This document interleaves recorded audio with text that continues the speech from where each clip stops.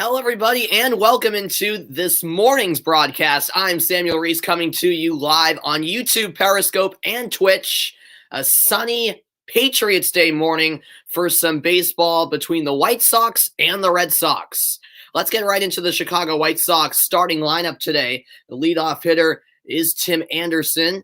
Meanwhile, batting second, Adam Eaton. Third, Luis Robert. Batting fourth, Jose Abreu. Batting fifth, Yasmani Grandal. Batting sixth, the DH, Yermin Mercedes. And batting seventh, Jake Lamb. Batting eighth, Leury Garcia. And the cleanup hitter, Nick Madrigal. Meanwhile, the outfield for Boston looks like this. It's Devers at third, Gonzalez at shortstop, Hernandez at second, and Bobby Dahlbeck at first. That's the infield. Meanwhile, for the Red Sox, in the outfield, from left to right, it'll be Cordero, Verdugo, and Renfroe. Doing the catching this morning is Christian Vasquez, and on the mound is Nathan Eovaldi. The home plate umpire today is Brian Knight. At first is Gabe Morales. At second, Doug Eddings. And at third, the crew chief, Bill Miller. All right, we're ready to go. The traditional home Patriots Day game for the Red Sox with an 11:10 a.m. first pitch. The tradition lives on, even though there's no marathon on this Patriots Day like there usually is in Boston because of COVID-19. That has been pushed back to the fall. But nonetheless, here we go. The first pitch from Eovaldi is swung on and hit right up the middle. The throw to first, not in time. And an opening pitch single for Tim Anderson, who went right down the middle. And we saw yesterday the Red Sox got swept in that doubleheader. And in the first game of that doubleheader, Tanner Houck was on the mound for Boston. And there was a home run by Anderson on the first pitch of the game. Not quite as bad this time, but still, Anderson not afraid to go after that first pitch. And he does have 74 stolen bases in his career on 92 attempts, which is 80%. So Anderson could definitely be looking to take off for second. Now it's Adam Eaton at the plate. He lines up for the bunt. Off the bag is Anderson. The tag not in time from Dahlbeck as Christian Vasquez got it over to first in a hurry. It was a ball upstairs. Good awareness by Vasquez, who nearly caught Anderson off the bag. Anderson was thinking about taking off, but thought otherwise. Nathan Eovaldi and Lucas Giolito is this morning's pitching matchup. It should be quite the pitching matchup to wrap up this 4-game series between the two teams. Eovaldi delivers a 95-mile-an-hour strike. 1-1 the count. Eaton, the number 2 hitter, batting .250 on the season. 3 home runs, 11 RBI so far.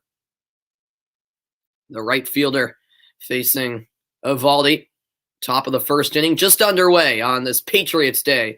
Happy Patriots Day to all of you who celebrate in New England, as that's upstairs for ball 2. 2-1 the count. Nathan Eovaldi, after allowing a hit on the first pitch of the game, looking to retire Adam Eaton here for the first out. Very sunny day at Fenway. Beautiful day in Boston, in fact. Over 60 degrees. And that will be fouled back. 2-2 the count. So for those of you from outside New England that aren't aware of the Patriots Day tradition, well, it's a holiday in Massachusetts and Maine that celebrates the anniversary of Paul Revere's ride and the battles of Lexington and Concord in 1775. So that's what it's all about.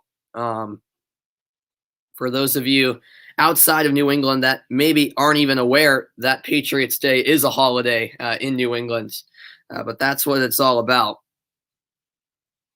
And Eovaldi throws to first. Anderson gets back in time. A 2-2 count. And a part of the tradition on Patriots Day is that the Red Sox always have a home game at 11 a.m. And usually the Boston Marathon also takes place on Patriots Day, but not this year because of the pandemic, unfortunately. That's upstairs, ball 3. So a full count here. Nathan Eovaldi faces a 3-2 count as he takes a deep breath and gets set to deliver.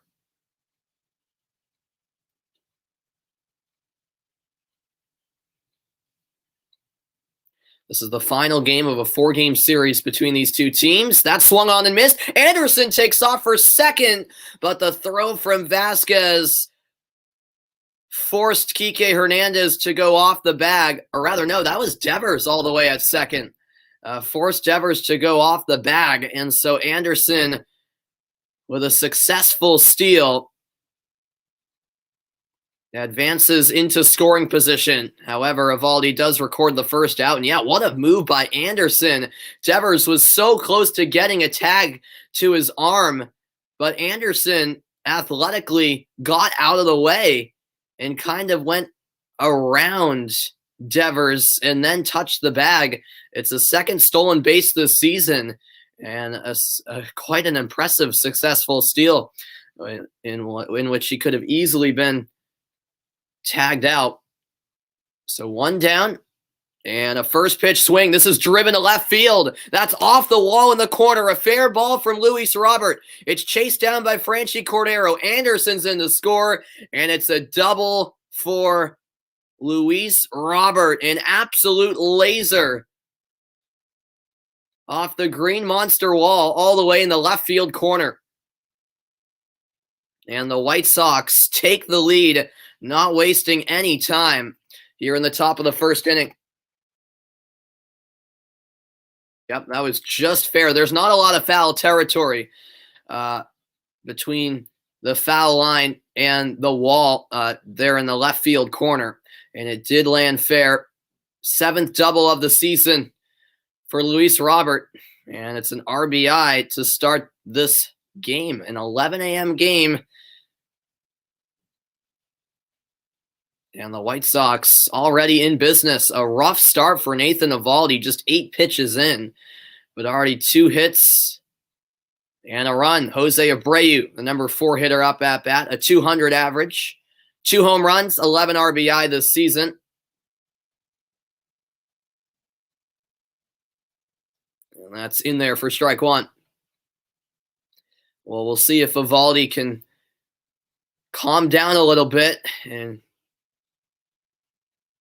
not get too rattled after what's been a shaky start. Lucas Giolito not even on the mound yet, but already his team in front. The Red Sox won the series opener on Saturday, but then the White Sox won both games of a doubleheader yesterday. The series was supposed to start on Friday, but because of snow in Boston, that's why it was postponed, and we had a doubleheader yesterday.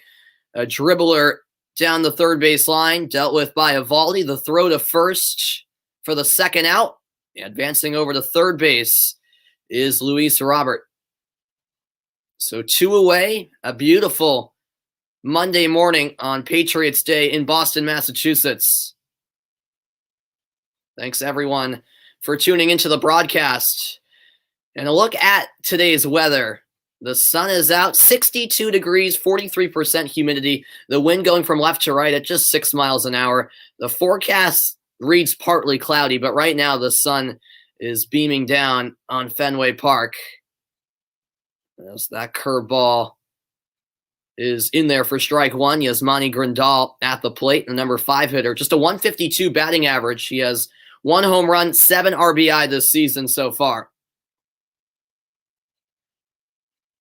And the 0-1 pitch, a fastball swung on and missed. And Eovaldi 1 strike away from retiring the side and limiting the damage done. Already 1 run scored in this first inning.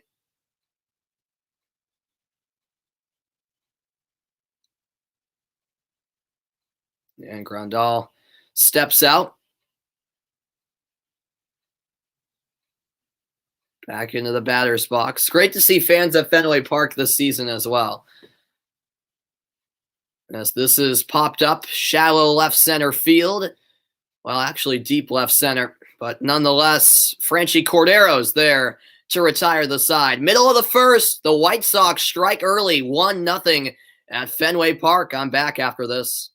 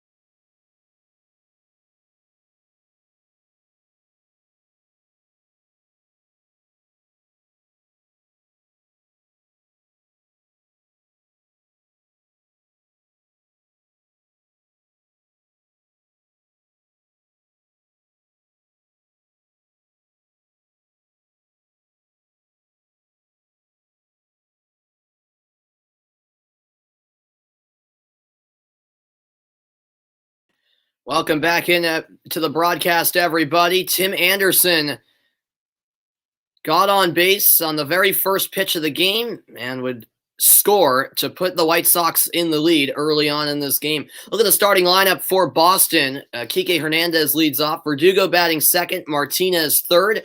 Devers fourth. Vasquez batting fifth. Gonzalez in the sixth spot. Renfroe seventh in the order. Cordero eighth. And then Dahlbeck, the cleanup hitter this morning. Lucas Giolito on the mound for the White Sox. Their ace has had 3 starts, a 1-0 record, 2.55 ERA in 17.2 innings.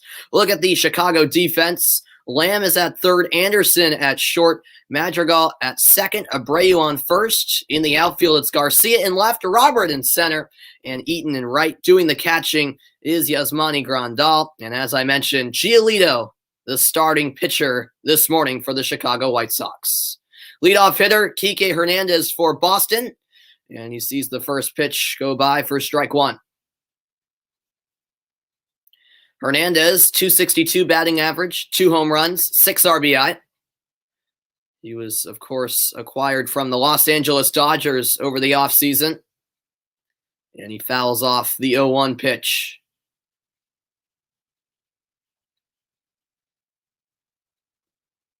The Red Sox 10-6 after dropping that doubleheader yesterday. They were 10-4 heading into the day just 24 hours ago. But now they're 10-6, still top in the AL East right now. The White Sox, meanwhile, an 8-8 record, third in the AL Central. And this is driven to deep left field. That's up, and it is off the top of the wall. It'll be a deep single for Kike Hernandez. A bit unfortunate that it wasn't more. An absolute laser. And now Alex Cora is coming out to argue whether or not this was a home run. Where did this ball hit? That's a home run. That hit over the top of the wall. That should be a home run. Yep, it absolutely is. It hit the part of the green monster that protects the fans, but is over the wall. And that's absolutely a home run. This should not be a lengthy review. The fans right there up at the green monsters were certainly signaling that it was a home run. And so a big review taking place here. Kike Hernandez, the leadoff hitter for the Red Sox, delivering. And I would think that we'll have this call overturned because it certainly looked like it was out of here for a home run. Yep, there's a very good look right in line with the green monster. Yep. That's out of here. It should not take very long whatsoever. And there we go. There's the signal. A home run for Kike Hernandez. And the Red Sox have tied the game. The leadoff hitter for Boston with a single shot. And it's 1-1 here at Fenway Park. Wow, how about that?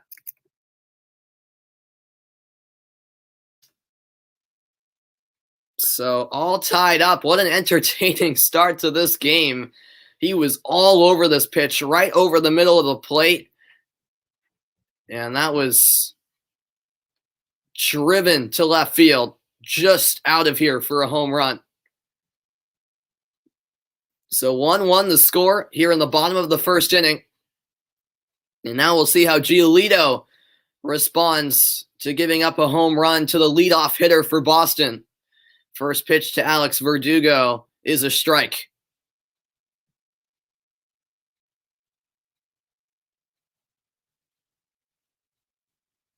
Well, Kike Hernandez has been a beneficial addition to this lineup. There's no doubt about it, as that pitch clips the bottom part of the strike zone. 0-2 the count. Verdugo batting .263 on the season. A couple of home runs, 12 RBI. No balls, 2 strikes. And he stabs at this one, finds the gap down the left side. A single for Alex Verdugo. And Giolito in some early trouble.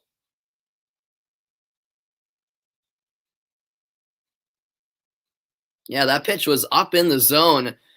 Verdugo attacked it and sent it down that left field line.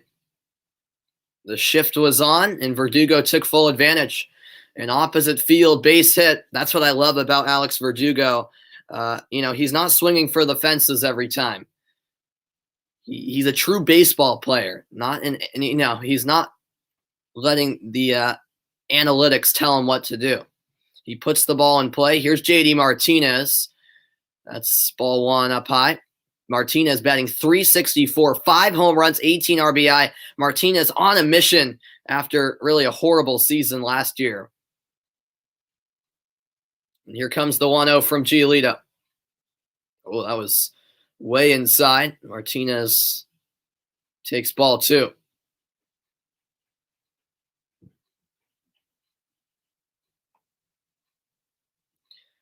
Martinez, when it comes to his MLB ranks entering today, first in RBI with 18, tied for first in doubles with 7, second in RBI with 12. As that is swung on and missed, 2 balls and a strike. Giolito's 10th pitch coming up.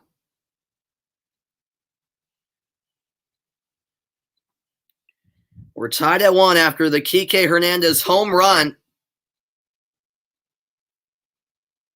It's been quite the start to this game. And another swing and miss.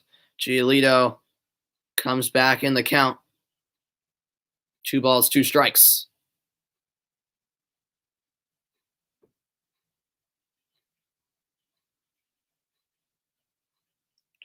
Yeah, Giolito likes that changeup. See what he does here. That's hit into the right side. And a base hit as Verdugo's rounding second, safely into third. It's a single for JD Martinez. Runners on the corners for the Boston Red Sox. And still no outs here in the bottom of the first.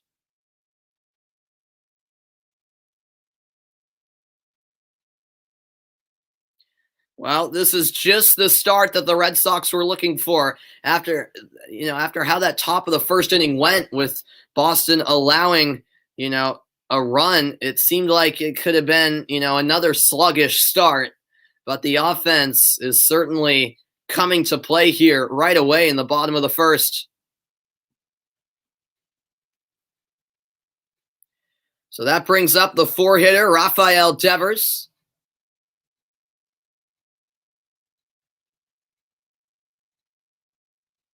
And a swing and a miss on a fastball up high. 0-1 the count. Devers, a .250 batting average, 5 home runs, 14 RBI. Appreciate all of you who are tuning in this morning. The traditional Patriots Day 11 a.m. game at Fenway Park. This time it's a low pitch from Giolito. 1 ball, 1 strike. Runners on the corners. Martinez on first, Verdugo on third. Devers does tend to deliver with runners in scoring position. He has a .350 average in such scenarios with 3 home runs and 11 RBI.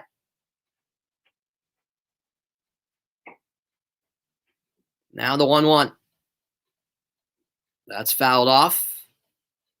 Ball and 2 strikes. Still no outs here in the bottom of the first inning.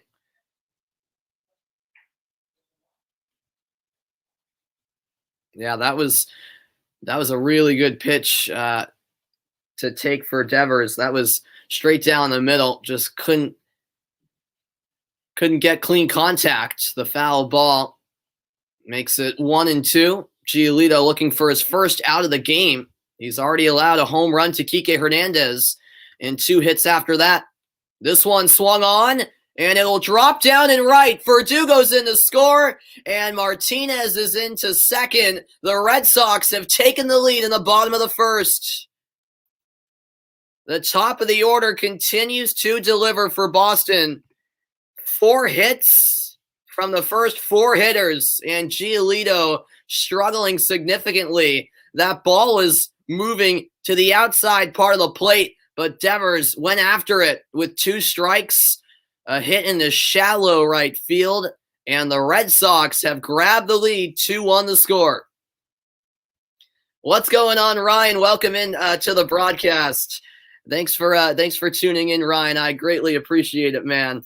And yeah, let's go is right. How about this start from the Red Sox? And Giolito in some early trouble. Already a mound visit here for the Chicago White Sox, as Giolito's yet to record an out. And we had a home run from Kike Hernandez. We had 3 singles from Verdugo, Martinez, and Devers. 2 runs have been scored, and the damage not done yet, as there's runners on first and second for Boston. Here's Christian Vasquez, a .277 batting average.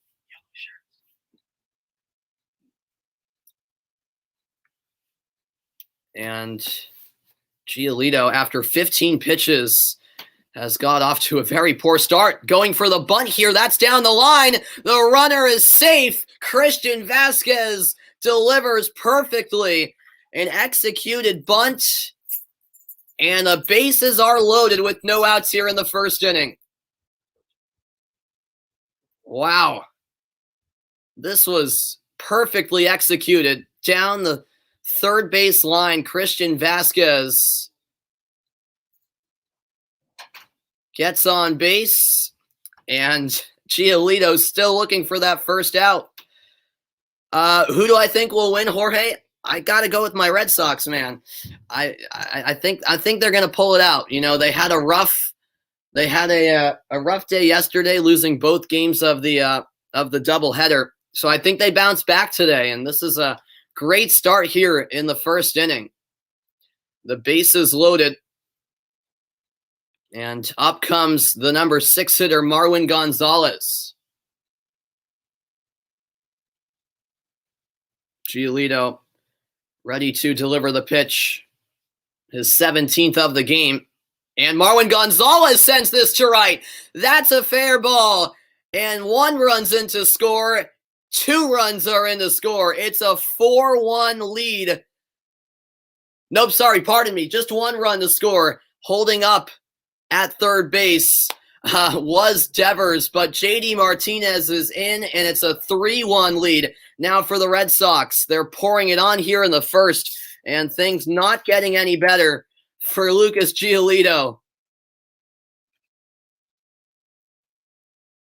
Perfectly placed hit in the shallow right field. The Red Sox with some excellent base hitting here in the first inning. And since the Red Sox are in the lead, let me change the scoreboard to Red Sox colors. Let's do that. There we go. No outs. Yeah, no outs, Jorge. No outs here in the first. Yeah, the Red Sox are pouring it on right now. Hunter Renfroe just batting 176 this season, but the way the lineup has been hitting first time through here in the opening inning, it wouldn't be surprising if he got on base. This is a half swing roller to the left side in to make the play as Lamb, but Devers is in to score, and now it's a 4-1 lead for Boston. So a nice RBI for Hunter Renfroe, but finally the White Sox do record the first out.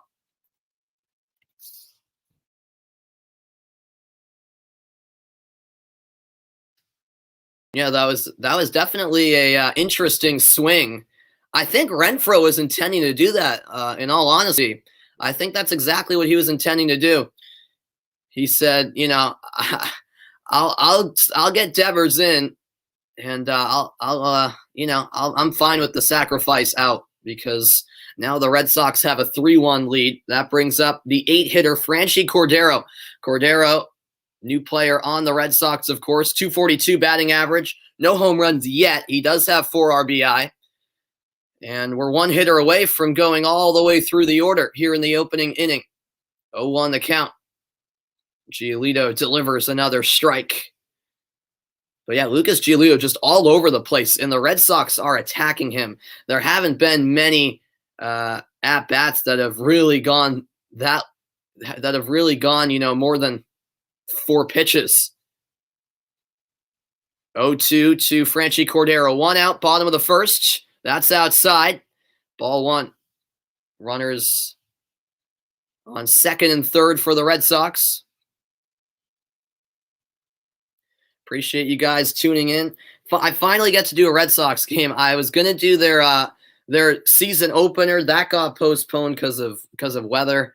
And I couldn't do it the next day because I had something else going on. And then I was going to do their game the other week against the Twins, and that was the series opener that got postponed. So I've had some bad luck, but finally I get to call a game, which is nice. So that's fouled off. So Franchy Cordero stays alive. Marwin Gonzalez on second. Christian Vasquez on third. Yeah, I know, Ryan. This is very uncharacteristic of Giolito, no doubt about it. I mean, I was expecting this to be a rough day for the Red Sox offense. Cordero loops that one over Anderson's head. Vasquez scores 5 runs for the Red Sox in the first inning. Cordero's safe in a second, and Gonzalez is also in. It's a 2-run double from Franchy Cordero, 6-1 the score. And the runs just keep on coming for Boston. Wow. Every hitter in the lineup has delivered. The only out came on Hunter Renfroe's sacrifice. I guess you could call it a bunt. It was like a half swing down the left field line. But everyone delivering for this Red Sox offense. What are my predictions for today's score, Jorge? My goodness. The way the Red Sox are going now, I don't know, man. I feel like, we're just in the first inning, for crying out loud. Bobby Dahlbeck, the cleanup hitter, up at bat, 237 average, no home runs, 3 RBI. I don't know. I'll guess for a final score, 12-3. Why not? Maybe more. I don't know. This is an incredible first inning. 1-0 the count here. Giolito just shaken up here in the first. That clips the outside part of the plate. 1-1. Yes, I did pick a first game to broadcast. That is for sure. I was just like, hey, I've got time to finally do a game since it's April break. And I was like, let me do this one. And it's paying off. It's paying off so far. Here's Dahlbeck for the Red Sox. 1-1 the count. Unless Dahlbeck grounds into a double play, Kike Hernandez will be up for the second time this inning. That's low for ball 2. Yeah, I know. Soon enough, he might have to, Jorge. As a manager, you never want to, bring out your pitcher, nonetheless your ace, in the first inning. But this is an onslaught of runs, and it seems like this inning won't end. That's strike 2 from Giolito. The count is even. On deck is Kike Hernandez. He opened up the scoring 20 minutes ago with a home run to start what would be a 6-run first inning so far, and only 1 out still. More runs could be on the way. Franchy Cordero is on second. That's swung on and fouled off. The Sox could still win, though. Are you alluding to the White Sox? Both teams are the Sox, so the Sox have to win. It's still the first inning. We still got a whole lot of game left. So, it's far from over, that's for sure. Crazy things can happen. 30th pitch of the inning here from Lucas Giolito.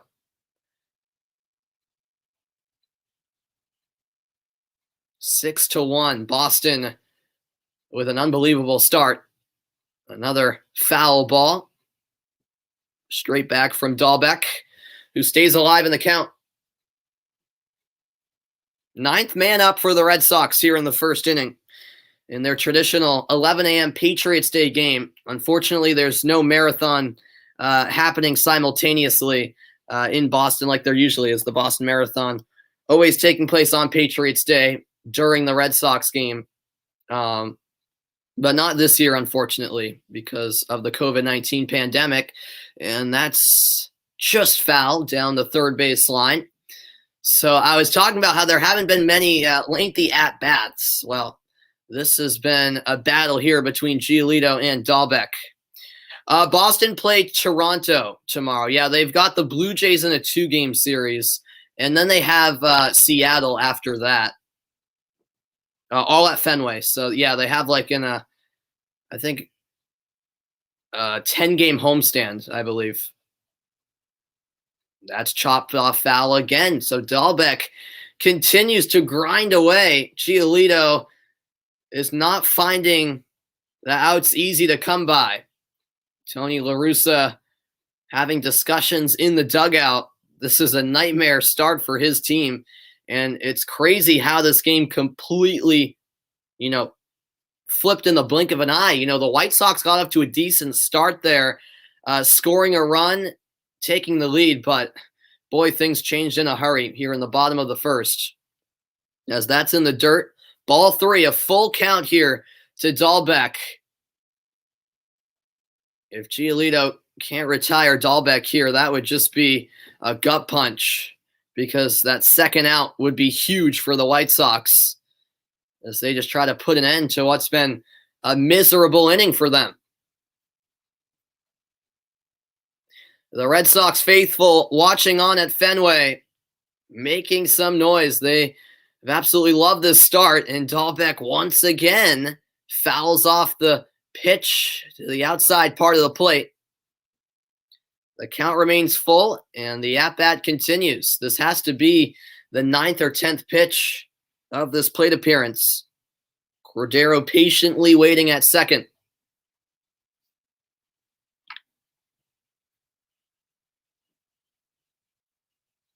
Giolito takes a glance over to second base, delivers, and that is driven foul once again down the line. 35 pitches in now. I know, Jorge, it's insane. As a Red Sox fan, that was a pleasant surprise. They got, exactly. They got swept by the Orioles in the first series of the season. They were 0-3, and everyone was like, oh, this team stinks again. And then they went on to win, 10 of 11. It was absolutely insane. And the White Sox do have someone in the bullpen. The righty, Zach Birdie, is getting loose. So Birdie warming up. The last thing the White Sox want to do is make a pitching change in the first inning, but they may have to. A 3-2 pitch again. Dahlbeck and Giolito in an absolute battle. And another foul ball. This is quite something. 3 balls, 2 strikes, Jorge. It's been that way now for about 3 pitches. Dahlbeck just keeps fouling them off. The Red Sox fans on their feet. 38th pitch of the inning for Giolito here.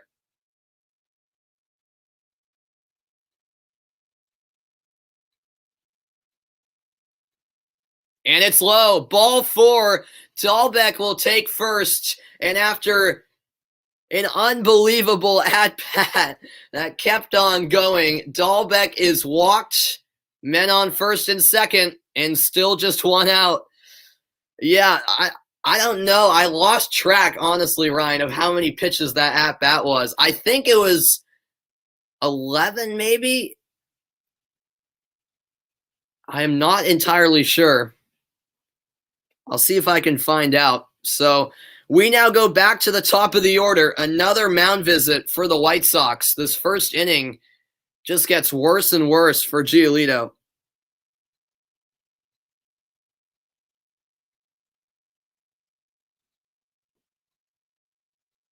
And so Kike Hernandez up for the second time this inning. He hit a solo home run to start this to start this inning, and it has only gone uphill from there.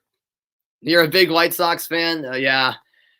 Yeah, well, I appreciate you tuning in, even though I am a Red Sox fan. I invite all fans, even if you're fans of the opposing team. I appreciate it, man. As that's fouled off by Hernandez.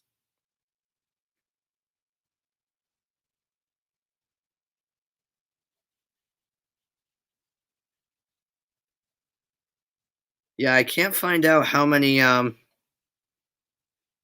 pitches that at bat was, but it must have been like 11. Yeah, that's right, Ryan. I remember that. Yeah, that was an epic 13 pitch at bat against the Rays. Yeah, I remember that very well. Yep.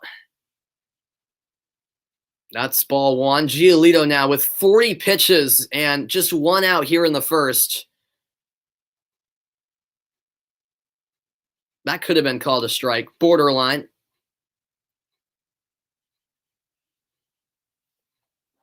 Ball and a strike. That's right down the middle. Strike two for Giolito. He's been this close to recording a second out before. We'll see if he can do so this time. Kike Hernandez in this series against the White Sox has been fantastic. 6 for 11, a double, and 2 home runs. Kike Hernandez has been certainly a very helpful addition, and he's a leadoff hitter for a reason. This is popped up by Hernandez, claiming it is Madrigal, and he's there for out number 2 at last. The runners will stay put. Men on first and second. And just one more out now to retire the side and put an end to what's been the longest first inning I've seen in a long time. Yeah, I know, Jorge. I was just not expecting this type of start from Giolito. I mean, Alex Verdugo 1 for 1 today. He singled in the first, scored one of the 6 runs for Boston. Yeah, coming into this game, I was thinking that the Red Sox were going to have, a really tough time against Giolito, and that runs would be hard to come by. It couldn't have been more wrong as Verdugo fouls off the first pitch. No balls and a strike. Verdugo with runners in scoring position, 4 for 12, 1 home run, 11 RBI. We'll see if he can deliver here. Cordero in scoring position at second base. Dahlbeck with the lead at first.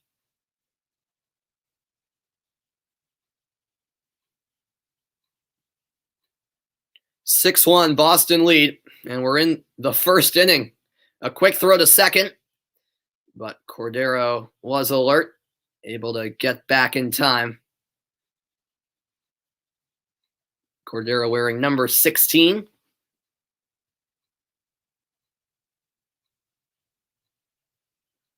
There's still so much baseball to be played in this game, but this has been quite something in the first inning.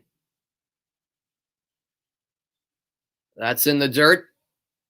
1 ball, 1 strike.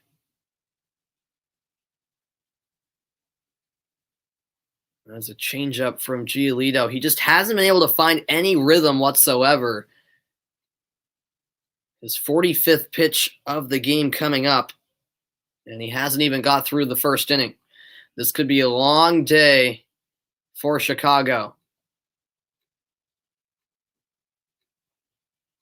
That's high. Ball 2. Yeah, and Giolito has been a little all over the place, really. He's had some pitches in the dirt, some pitches up high.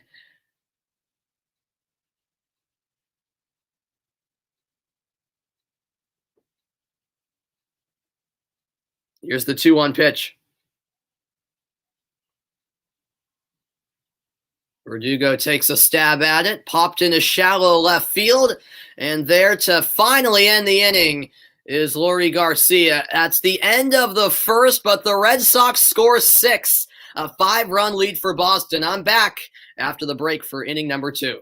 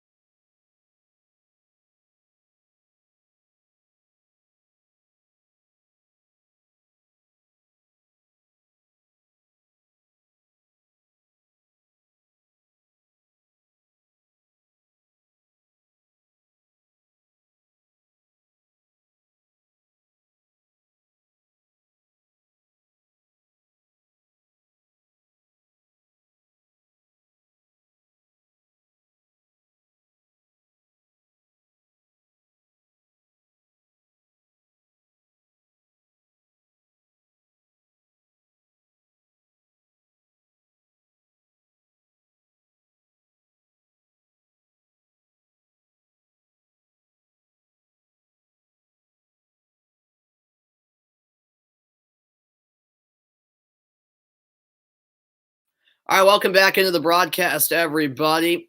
All right, sounds great, Ryan. Yeah, thanks for stopping by. I appreciate it, man.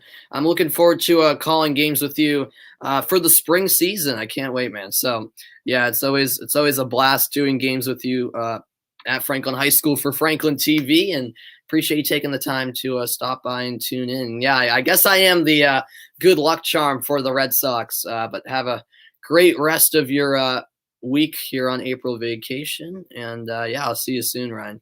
Thanks for stopping by. So we go to the top of the second. Yermin Mercedes, 415 batting average, 4 home runs, 12 RBI. He's at the plate, the DH for Chicago. And that pitch well outside from Evaldi, 2-0 the count. So we finally made it to the second inning, folks. It took a while, but we finally got there. 2-0 pitch right down the middle.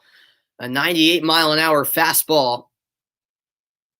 2 balls and a strike. Nathan Evaldi looks locked in right now. And he has a comfortable lead behind him as well, which relieves some pressure for sure, especially this early in the game. That's a strike. 2-2 the count.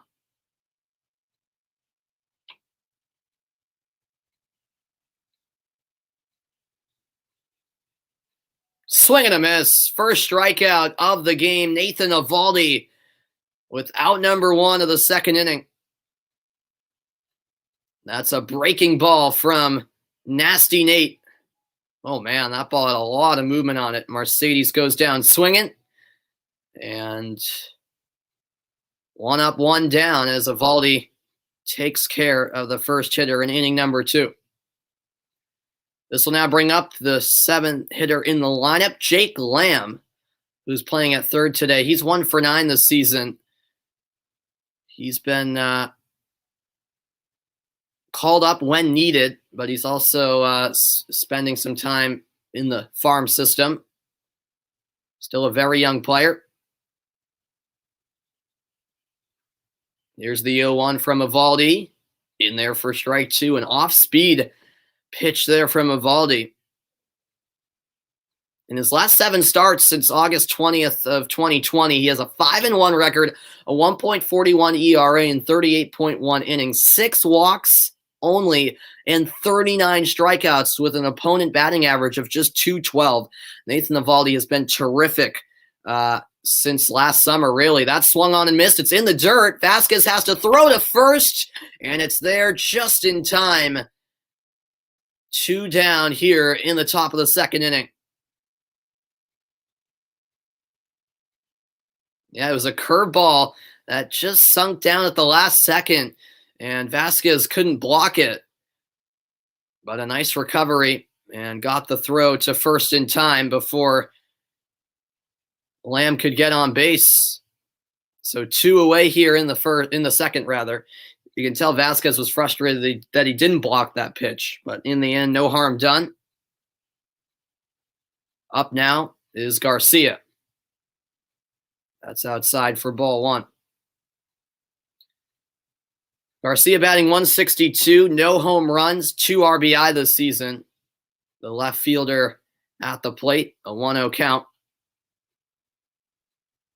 And that is a 98-mile-an-hour pitch, strike 1, as that was just on the outside part of the plate.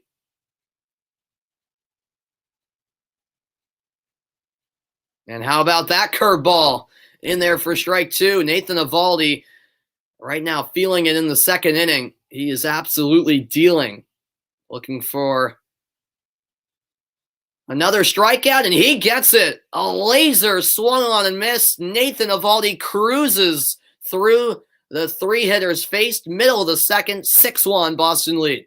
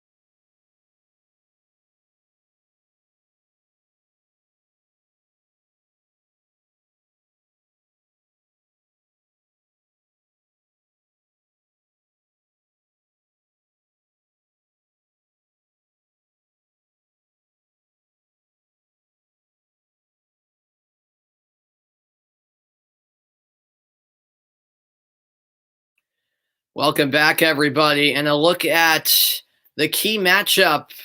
Lucas Giolito through his 19th no-hitter in the 19th no-hitter in White Sox history on August 25th of 2020 against Pittsburgh. He was a 2019 AL All-Star, and he attended Harvard Westlake High School in California, where he started as a pitcher. But what a rough start for him today, allowing 6 runs on 7 hits in the first inning. We'll see how he fares here in the second inning, as he will face J.D. Martinez, which is probably not the guy you want to face to lead off the inning. We'll see if Giolito can recover after that surprising first inning. Maybe not. Martinez with an absolute blast. Back, and gone. Up in the green monster seats. It's a solo shot for J.D. Martinez. His 6th home run of the season. It's 398 feet into the green monster seats. And my, oh my, Giolito's morning gets worse and worse as the clock has actually struck noon, and we are officially into the afternoon. First pitch of the inning, and Martinez goes yard. He absolutely smoked this ball to left.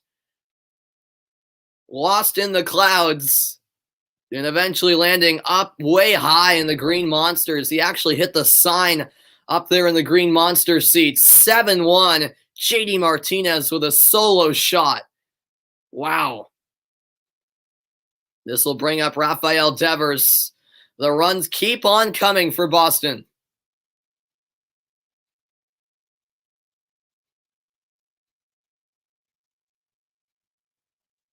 That swung on and missed. J.D. Martinez getting his ride in the shopping cart.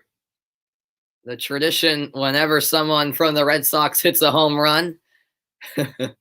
7-1 Boston lead. Wow. Here's the 0-2 to Devers. Upstairs, first ball. The bullpen once again active. Zach Birdie out there once more warming up. Lucas Giolito has already reached the 50 pitch mark, I should say. As the 1-2 is up high. Did Devers hold up? Yes, he did. The count even at 2-2.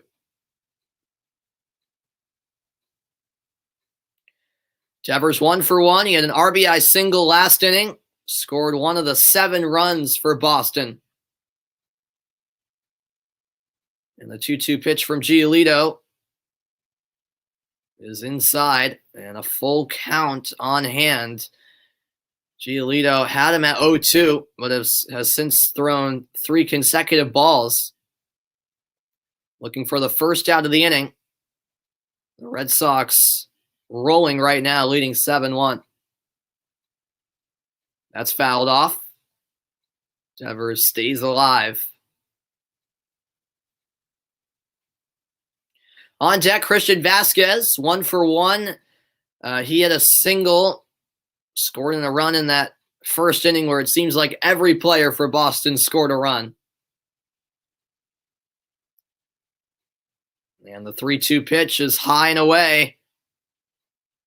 And so Rafael Devers is walked, and that will be the end of Lucas Giolito's day. Nobody out in the bottom of the second, and it's been a horrid performance for Lucas Giolito. The White Sox already going to the bullpen. I'll be back after the pitching change. 7-1. Boston are rolling here in this one from Fenway Park. I'll be right back. Stay tuned.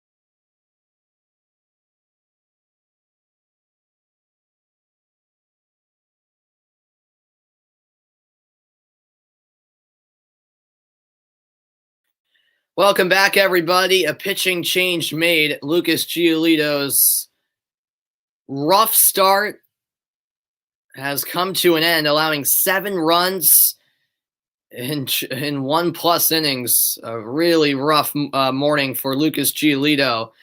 And so the pitching change made into the game is the right-handed pitcher Birdie. And on first base is Devers after he was walked. Up to the plate comes Christian Vasquez. So we'll see if Birdie can settle the ship after 7 runs were allowed in the first 1+ innings by Giolito. First pitch up high for ball 1. Zach Birdie, this season, 8 games, an 0-1 record, an 11.05 ERA in 7.1 innings, 11 hits, 3 walks, 11 strikeouts, and a 3.24 opponent average. Here comes the 1-0 to Vasquez. That swung on over the head of Madrigal. It's a base hit single. Rounding second is Devers, and he's into third safely. Runners on the corners for Boston as Christian Vasquez delivers again, his second single of the afternoon. And going to the bullpen, not helping immediately anyways for the White Sox, as the damage continues to come from Boston. The Chicago White Sox having all kinds of troubles, no matter who's on the mound, really. Devers took off and got into third with plenty of time to spare. No outs here, bottom of the second. And it's Marwin Gonzalez, the 6-hitter, up at bat. You thought maybe, okay, the Red Sox would calm down after that 6-run first inning, but they want more. That swung on and missed for strike 1. Marwin Gonzalez, 1 for 1. He had an RBI single last inning and a run. What was expected to be a pitcher's duel today has been far from it. And we're not even 2 innings through the game.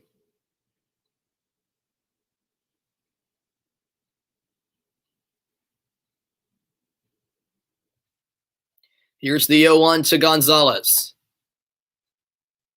It's called a strike, borderline pitch, bottom part of the plate.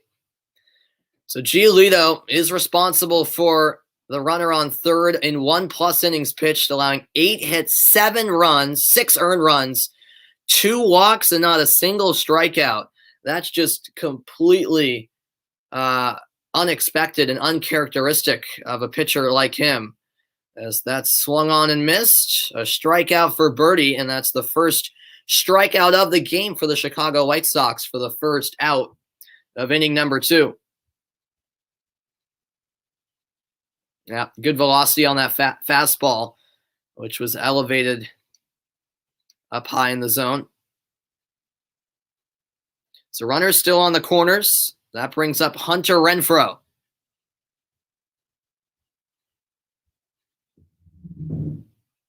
Renfroe, the 7-hitter in the lineup. And he swings at the first pitch. High fly ball. Closing in on it is Luis Robert. There for the out in center field. Tagging up is Devers. He's in the score. And the Red Sox have an 8-1 lead now as the runs keep on coming for Boston. A nice sacrifice fly from Hunter Renfroe.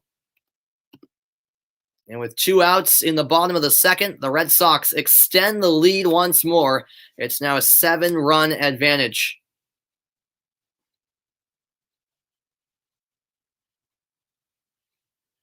This will bring up Franchy Cordero. Could the Red Sox make it 2 times through the order in the opening 2 innings? It's possible. Cordero 1 for 1, had an RBI single in the opening inning.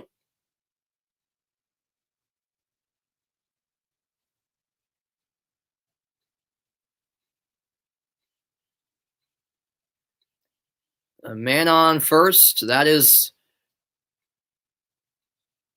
Hunter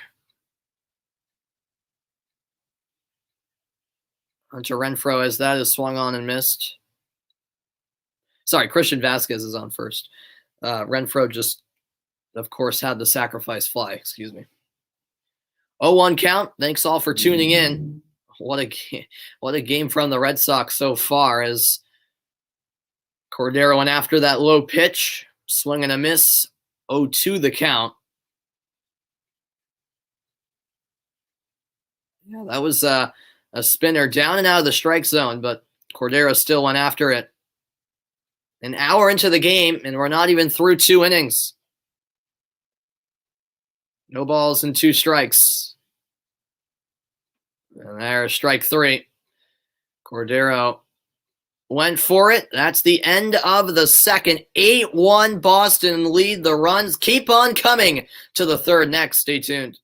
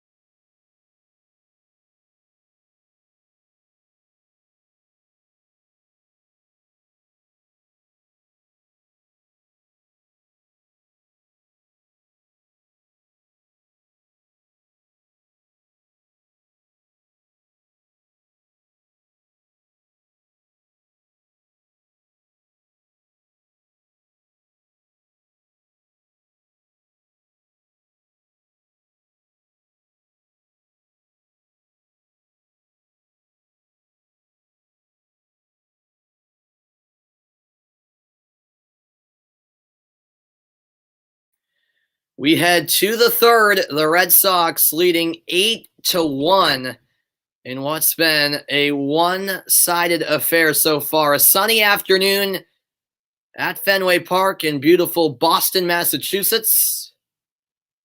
The hit's 9-2 in favor of the Red Sox. And Madrigal will lead things off here for the White Sox in the third. I guess for Chicago, you got to take it 1 inning at a time. Get a couple of runs in each inning and hope you can somehow get back into it. We are only in the third, but it'll be a big uphill battle to climb. First pitch outside for ball 1.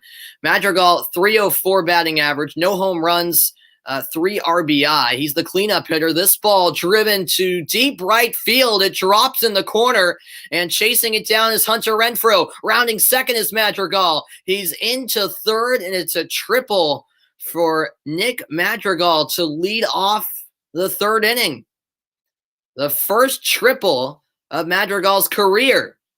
Not a bad way to start the third inning. The pitch right down the middle. And he drilled that to the right field corner, down near the pesky pole.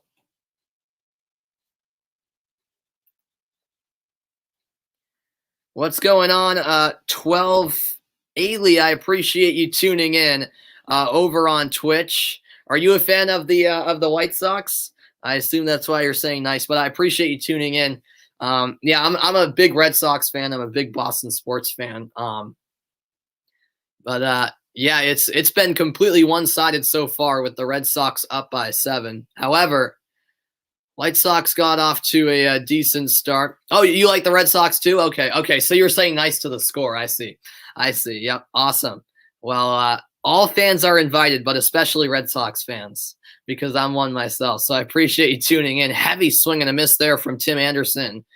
We're back to the top of the order, second time through for Chicago. Yeah, this has been surprising, honestly. Lucas Giolito only went 1+ inning. Just shocking, really, because he's their ace, and I was expecting a pitcher's duel this afternoon, but it's been far from it. That one up high, 30th pitch of the game for Eovaldi. A ball and 2 strikes.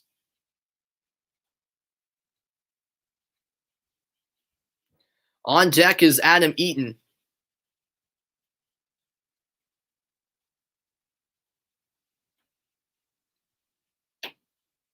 And that's fouled away. The count stays 1-2. Top of the third inning at Fenway Park. This is the last game of the 4-game series between these two teams. The Red Sox will host the Blue Jays and then the Mariners over the course of this week. Eovaldi with the 1-2 pitch. That's in the dirt. It was stopped by Vasquez, though. Madrigal holds up at third. The count even at 2-2. Yeah, the curveball couldn't make it to the plate that time for Nathan Eovaldi.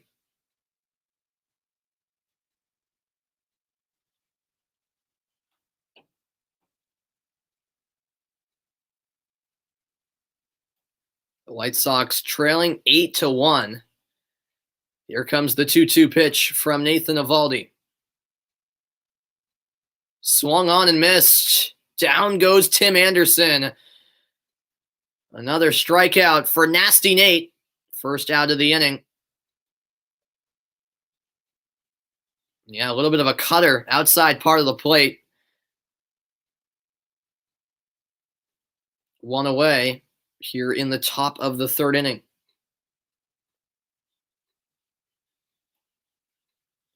.33 pitches for Eovaldi. This will bring up Adam Eaton, second hitter in the White Sox lineup. Beautiful April afternoon in Boston. Adam Eaton takes strike one. He struck out in the first inning with his first plate appearance of the game. We'll see what he can do second time around. And that struck him off the bottom of the bat. So that'll be strike two. That was a bit awkward. That ball, if it was, an inch to the left, that probably would have struck him in the hand.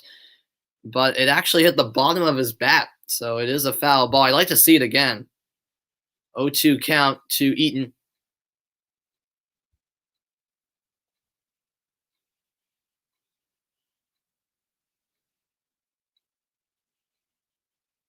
And the 2-strike pitch driven down the left field line. It's fair off the wall, and Madrigal scores. Off to second base is Eaton. He's in safely, and it's now 8-2. What a wild game this has been. It's Eaton's second double of the season, and the White Sox get a run on the board here in the third inning. Yeah, I know. That was unfortunate, but the Red Sox still leading by 6, so it's no reason to panic. But, I mean, there is still a lot of game left, so you never know what can happen. But the White Sox trying to slowly but surely somehow claw their way back into it. 8-2, 1 out. Eaton on second, and Abreu goes after the first pitch. That snagged at first. Dahlbeck with the out. Second one of the inning. A look at the road ahead for Boston. As I mentioned, they'll have Toronto tomorrow and Wednesday at 7. Then they'll have Seattle Thursday through Sunday. Thursday and Friday's games at 7. Saturday and Sunday's games at 1. Next Monday and off day, then they'll be at the Mets for 2 games. At the Rangers for 4 games. So that's how the next 2 weeks or so look for Boston. Jose Abreu. Sorry, that was Luis Robert who was up at bat. Now it's Jose Abreu, excuse me. Swing and a miss for strike one. One more out needed to retire the side. 8-2 the score in what's been a wild game so far.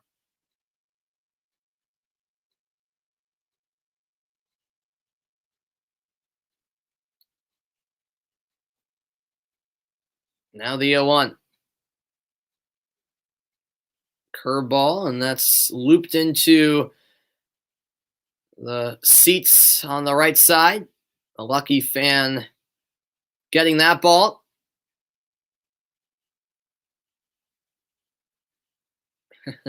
Great to see fans there. It was just so weird last season, wasn't it? Without any fans, especially at ballparks like Fenway Park, where the fans are what make, the atmosphere so great at, such great stadiums. No balls, two strikes, 40th pitch of the inning, or of the game, I should say, not the inning. And that's sliced foul. Yeah, for sure. Without fans, it's something seems missing. It doesn't seem right without fans. It's just very strange. So even though there's a limited amount of fans allowed, it's great to see them nonetheless. That's for sure.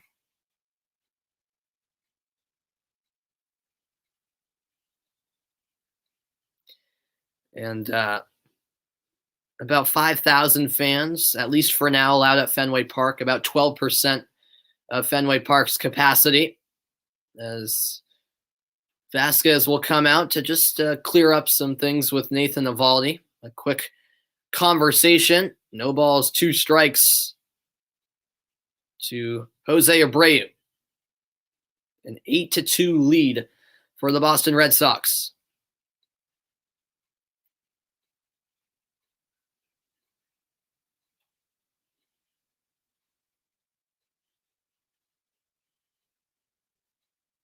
Here's the pitch. And he swung. The bat of Abreu did cross the plate, according to the umpire. Middle of the third, another strikeout for Nathan Eovaldi, 8-2. Red Sox on top.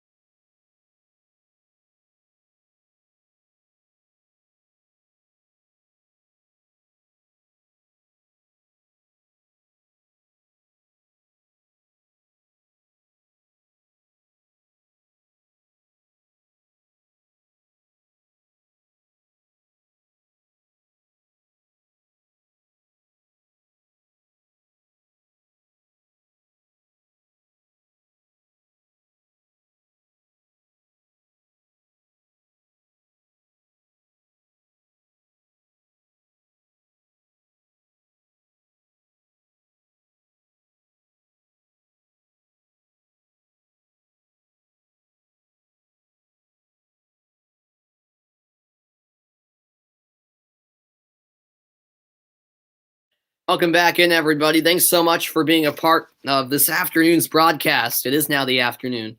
This game started in the morning at 11:10 a.m.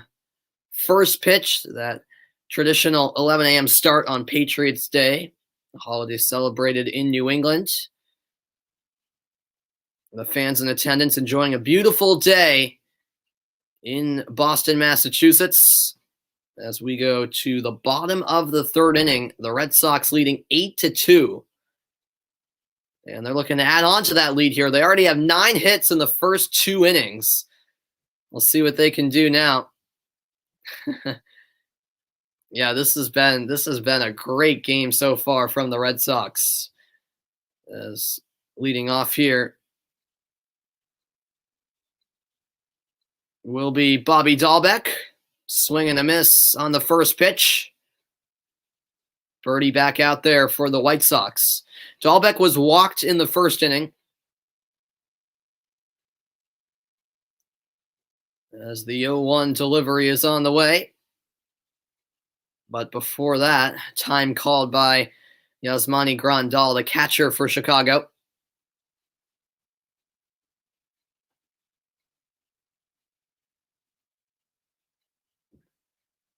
Now the 0-1.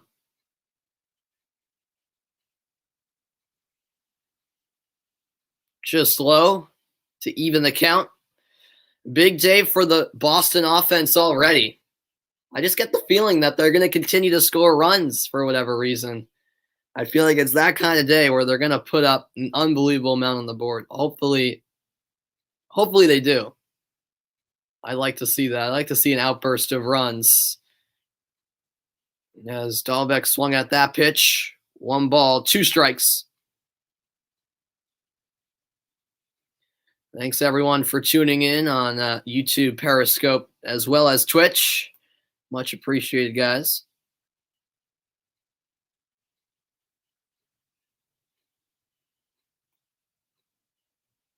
And that's called a ball. Wow. That looked like a clear strike.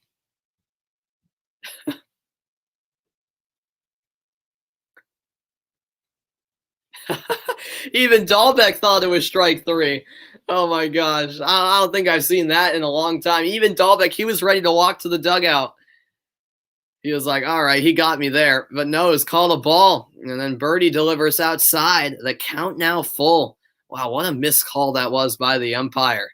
Dahlbeck given a lifeline. Yeah, that was funny. I mean, Dahlbeck was literally walking across the plate towards the dugout and then quickly stepped back. He was like, oh, it was called a ball. Because that was a blatant strike. That was obvious. Here's the 3-2, and in the end, it will be a strikeout for Birdie. Swing and a miss. 1 away in the bottom of the 3rd.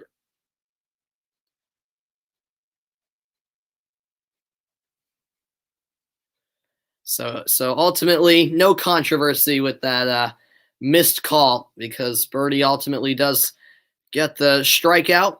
We go back to the top of the order for the 3rd time. Kike Hernandez will step up to the plate for the Red Sox.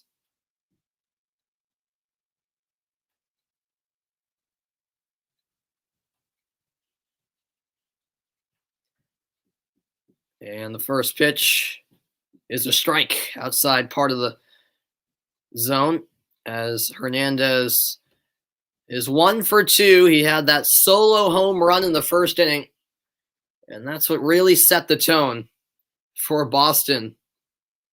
They wouldn't slow down after that.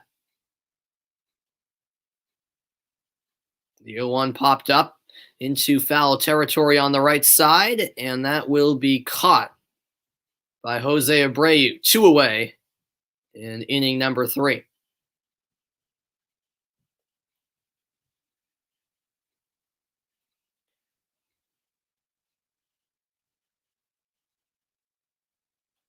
So here comes Alex Verdugo.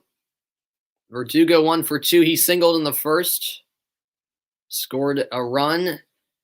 Number 2 hitter in the lineup. Number 99 for Boston. Appreciate all of you guys stopping by this afternoon.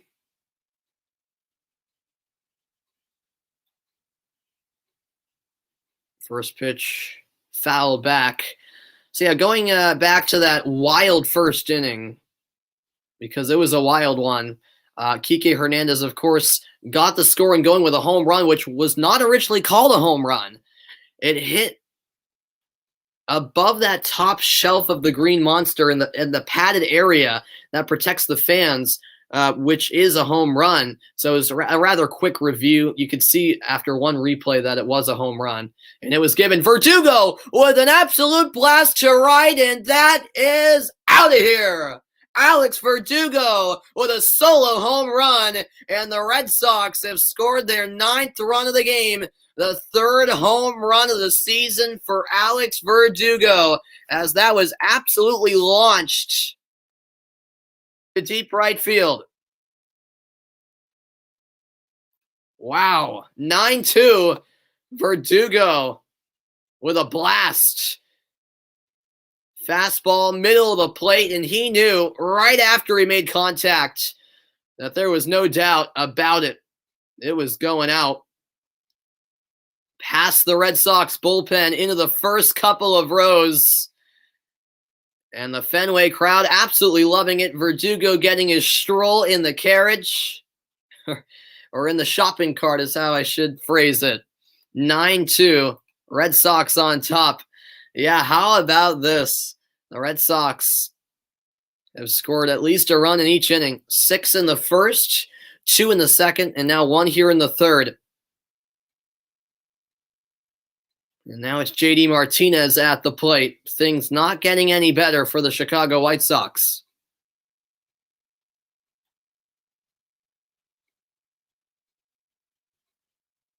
Now the 0-1. Swung on and missed. So Birdie is 1 strike away from putting an end to inning number 3. Martinez a perfect 2 for 2 so far. He hit a single, a solo home run, 2 runs total. That Verdugo home run a minute ago was the 3rd of the game for Boston. Martinez swings at this pitch, a grounder to Lamb at 3rd, across the diamond to Abreu for out number 3. 3 innings in the books, 9 runs on 10 hits for the Red Sox. The 3rd inning in the books, the 4th inning on the way next.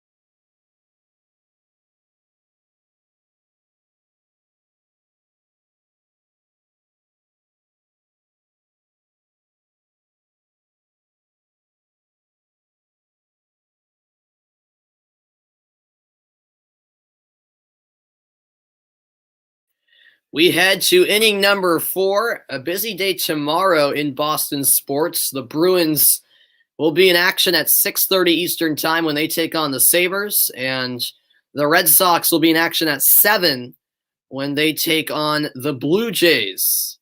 That fan who caught that Alex Verdugo home run seems to be enjoying himself right now. We go to the top of the 4th inning, and the first pitch from Eovaldi inside for ball 1. What I'm planning to do tomorrow night is I'm planning to do, kind of a Boston sports whip around show where I bounce back and forth between the Bruins and Red Sox game and cover both of them.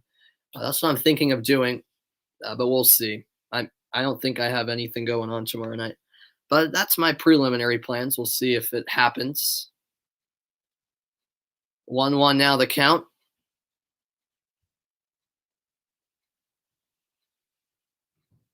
Grandal with a swing and a miss.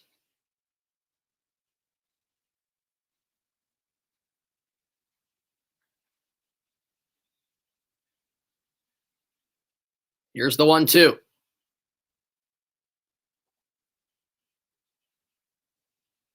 And that's fouled back. The at-bat continues for Yasmani Grandal. On deck is Yermin Mercedes. Mercedes, who is the designated hitter for Chicago.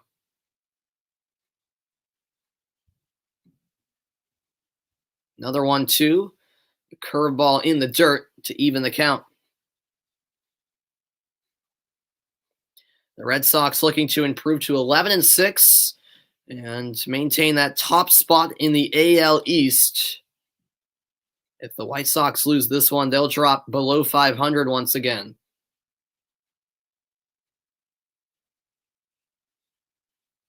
And there's strike 3. Nathan Eovaldi with the heat.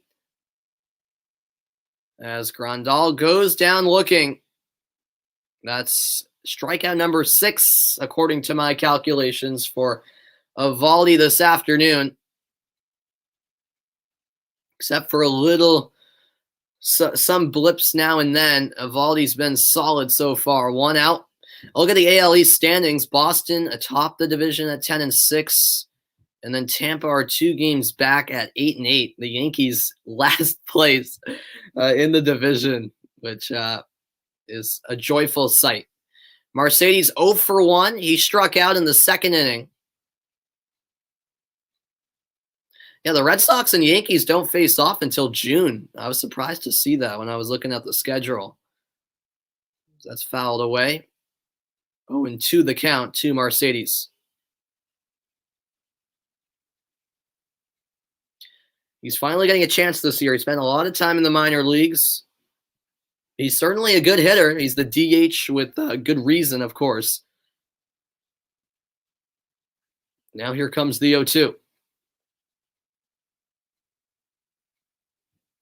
Just outside. 50th pitch that was for Eovaldi today. 97 miles an hour. A low pitch swung on down the third base line. Devers is there. The throw to Dahlbeck in time for out number 2. So Mercedes is retired. That will bring up Jake Lamb, the number 7 hitter, as the Red Sox continue to cruise with a 7-run lead.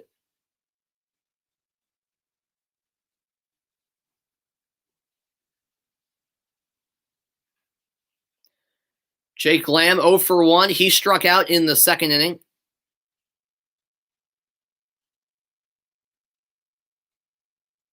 A curveball swung on straight up the middle. Diving effort. Hernandez with the looping throw in time for the out. What a play by Kike Hernandez. Nope, rather, excuse me. That was the shortstop Gonzalez.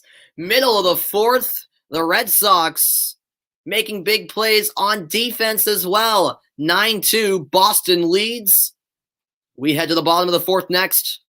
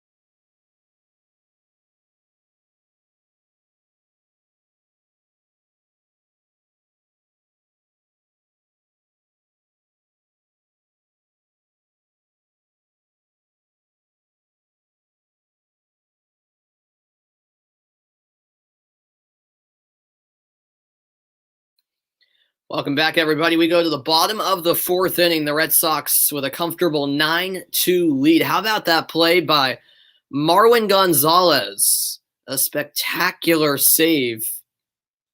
That ball was hit right down the middle from Lamb. Diving effort to block that ball, and then the throw to first in time for the out to retire the side. Well done by Marwin Gonzalez. Bottom of the 4th, leading off this inning is... looks like Rafael Devers. It is. Devers, the 4th hitter in the lineup. He goes after the first pitch with no luck. 0-1 the count. Devers is 1 for 1. He's had a single. He was walked last time up. 2 runs scored, an RBI as well.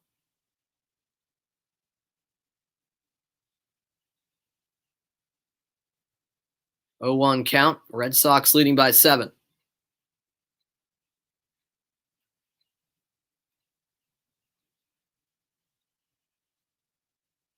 That's low and away. Ball 1. So we'll see how much longer, Birdie stays out there. If you're the White Sox, you don't want to waste your whole bullpen in a game where it's going to be difficult to come back in the first place. So I wouldn't be surprised if Birdie's out there for maybe all the way through at least through the 5th, maybe even the 6th, depending on how he does. That's in the dirt. 2 balls, 1 strike.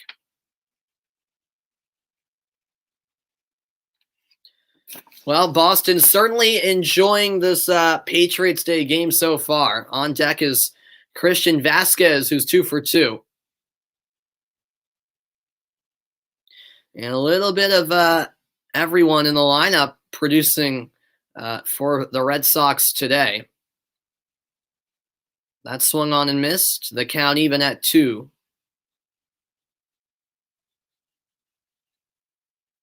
The Red Sox have scored at least a run every inning. Can they continue that here in the 4th?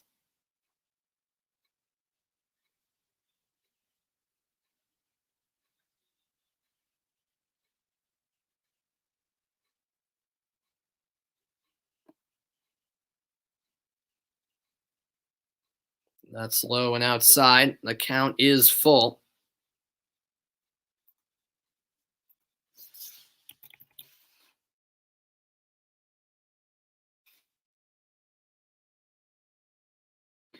Yeah, let's go, Red Sox. Let's go. Absolutely, man.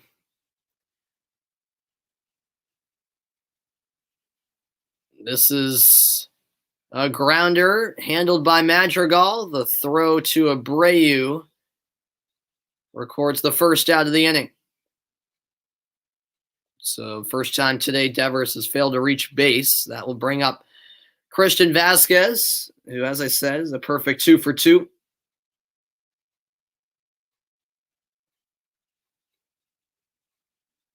Beautiful Monday afternoon here in Boston. I'm definitely, I live just south of Boston. I'm definitely going to head outside and enjoy the weather after this game comes to a close. 1 away in the 4th. Fastball high for ball 1. Vasquez has had 2 singles, scoring a run back in the first inning.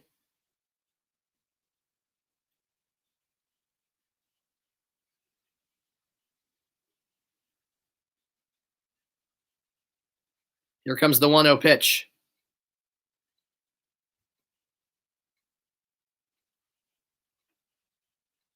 And Vasquez takes a strike. 1-1.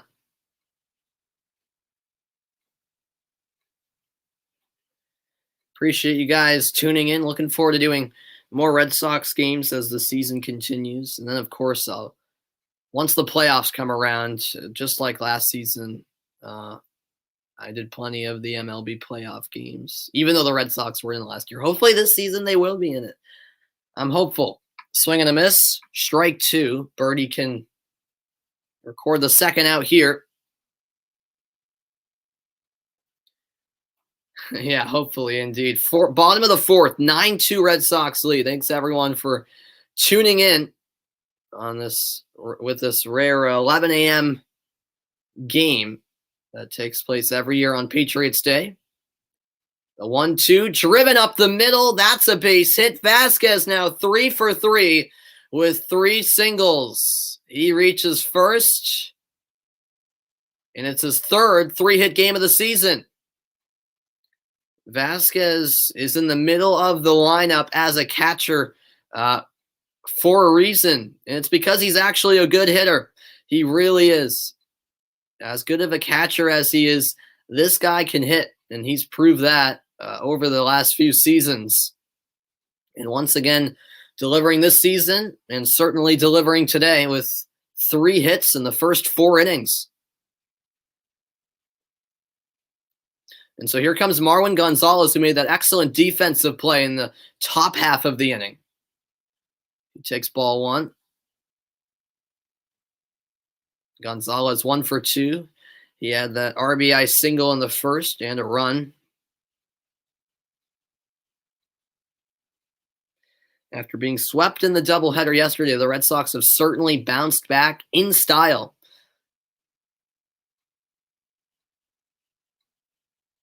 Hunter Renfroe is on deck for Boston.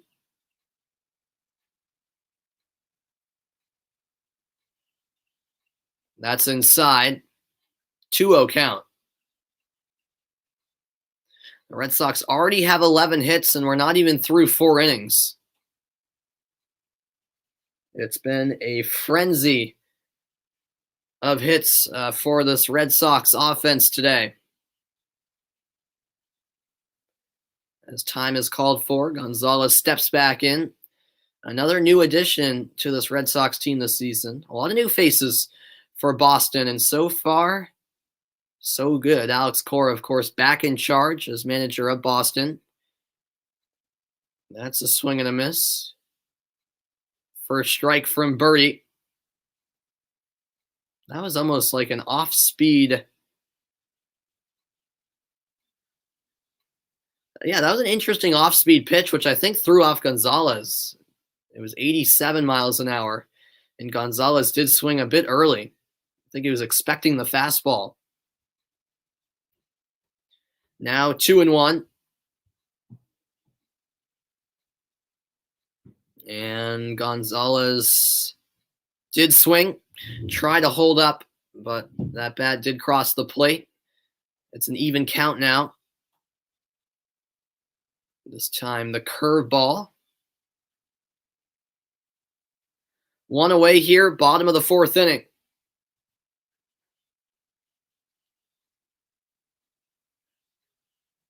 A sunny day at Fenway Park.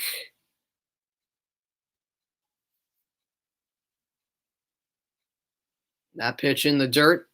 Now a full count. Nothing is coming easy for the White Sox on defense.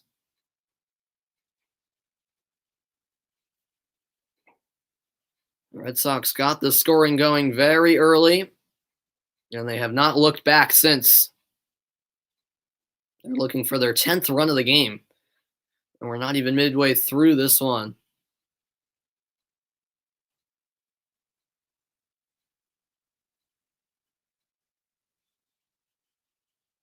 Here's the 3-2 pitch.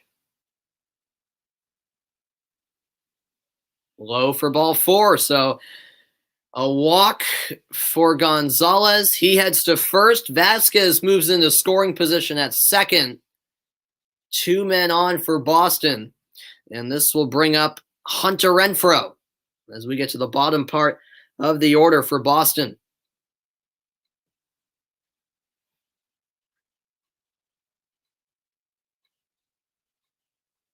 One out. The White Sox down by 7. Renfroe's 0 for 1. He had that sac fly. That resulted in RBI in the second.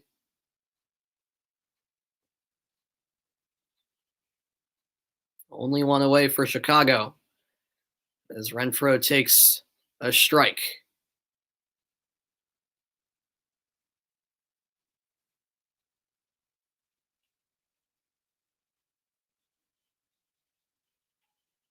Renfroe was 1 for 6 yesterday in the doubleheader.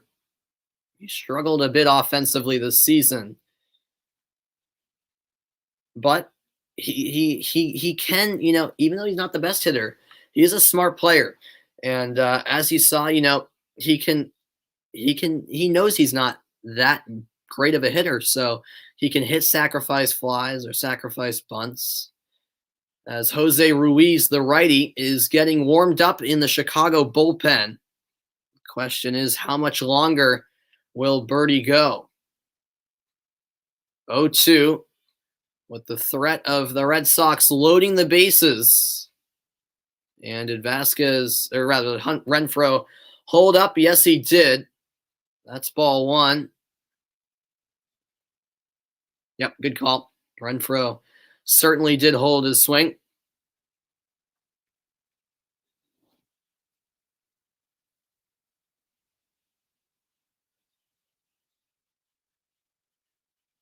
Red Sox up by 7, looking for some more. What's going on, Isaac?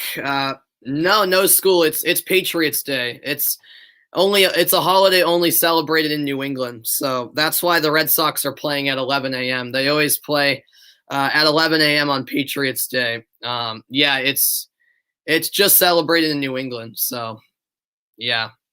And actually, this week happens to be April school vacation week as well for us. So, but yeah, so I'm actually off all week because it's school break. But even if I wasn't, we'd still have Monday off because it's a holiday here in New England. As this is a slow dribbler down the third base line, the throw from Lamb in time for the out. The runners do advance a base as Gonzalez is now at second, and at third is Vasquez. 2 away, but 2 runners in scoring position now. And that will bring up Franchy Cordero. Cordero 1 for 2 with an RBI single in the first.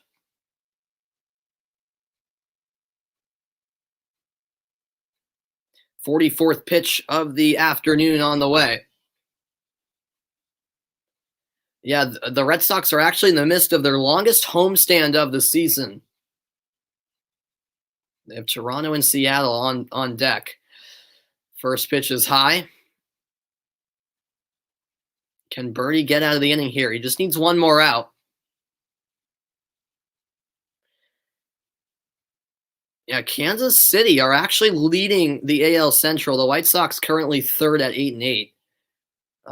Yeah, the Royals just ahead of the Indians in the standings. That's outside, ball 2. I don't even know.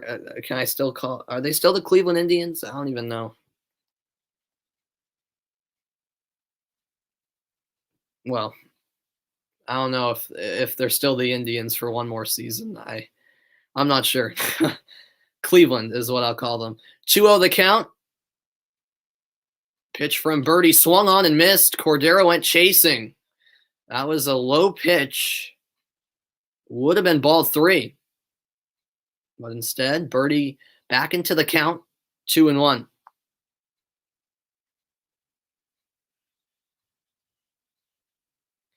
Vasquez at third, Gonzalez at second. The Red Sox threatening to score their 10th run of the game.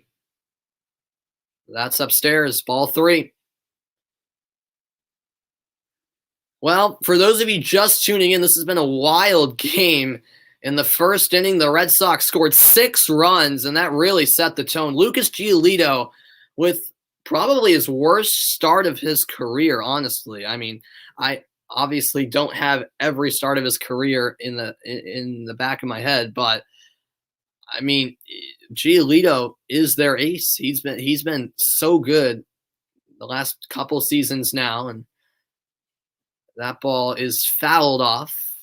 The count is full now to Franchy Cordero. But yeah, that was just completely uncharacteristic from Giolito. I mean, you know, what did he allow? 7. He allowed 7 hits, 2 home runs. Sorry, 7 runs, 2 home runs, and 8 hits in the in 1+ innings before he was pulled. That was just crazy.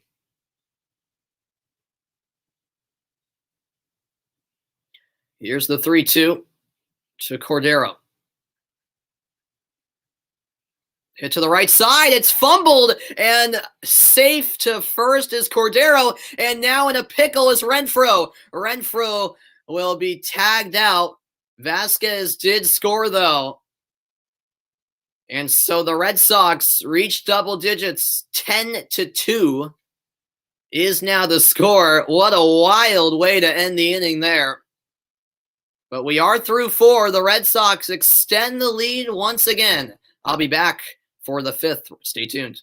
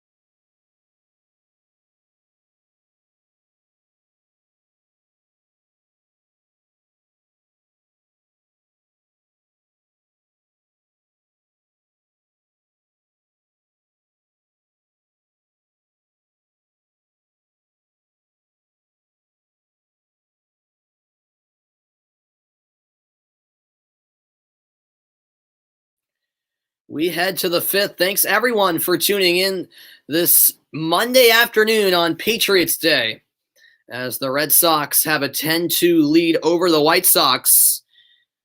At least one run scored in every inning for Boston as we get set for the start of inning number 5. The hit's 11-4 Boston. And this has been an incredible offensive display through 4 innings as the White Sox trail by 8 now. As Garcia takes strike 1. He's 0 for 1.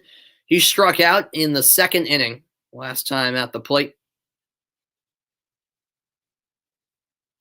Nate Eovaldi's still going strong.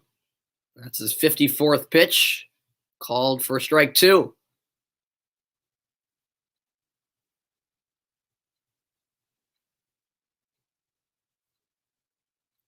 The shift is on from Boston. That's in the dirt. Check swing. The appeal unsuccessful as Garcia did hold up. 1-2 the count. Top of the 5th inning at Fenway Park.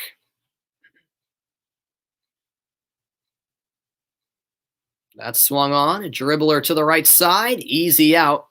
Hernandez there to make the play. An overhand toss to Dahlbeck for the opening out of the inning.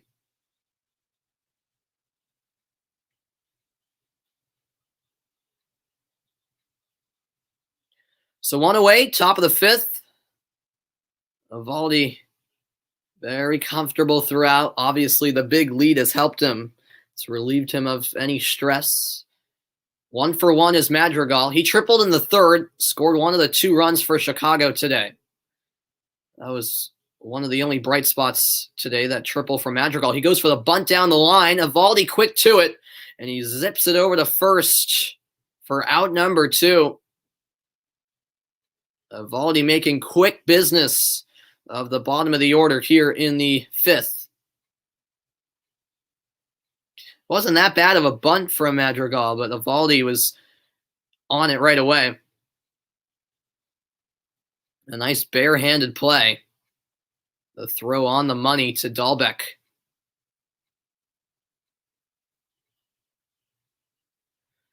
Two gone and back to the top of the order for the White Sox. Tim Anderson at the plate.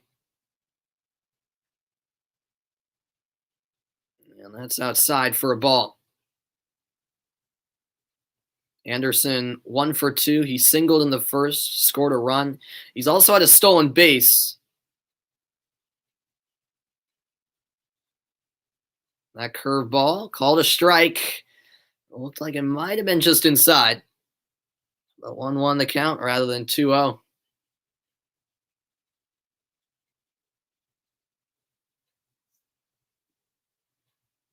'60th pitch of the afternoon. And that's driven to left off the warning track and deflects off the green monster. That's an easy double for Tim Anderson. Second hit of the game. And the inning not done yet. Yeah, that was a sinker as well as a curveball. And Anderson with perfect placement on this hit. Deep left field, bouncing off the warning track and caroming off the green monster wall where the AL East standings are.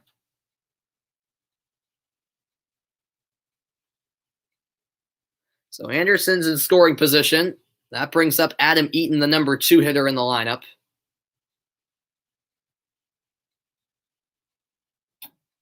Swing and a miss for strike 1. He's 1 for 2, had that RBI double in the 3rd.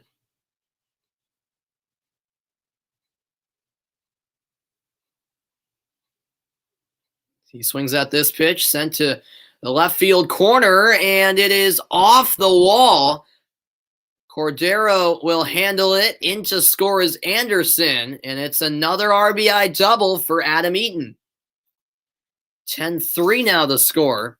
It's not like the White Sox have been horrible offensively, but the fact that they've allowed 10 runs through the first 4 innings has made it look like they've had a poor day, but on the offensive side, obviously defensively, yeah, it's been atrocious. But on the offensive side, they've been all right. Cordero is trying to project whether or not it would go off of the wall. It's the second double of the day for Eaton, third of the season. And that'll be a foul ball from Luis Robert, the number 3 hitter. He's 1 for 2. He also had an RBI double back in the first inning. That's when the White Sox had a short-lived 1-0 lead before the Red Sox would score 6 in the bottom half of that first inning. The 0-1, called a strike, 97 on the fastball, bottom part of the zone, 0-2 the count. Abreu is on deck. He's looking for his first hit. Will he have to wait for the 6th? Yes, he will. Swing and a miss. Eovaldi dealing. We're midway through this one. 10-3, the Red Sox leading. I'll be back for the bottom of the 5th next. Don't go anywhere.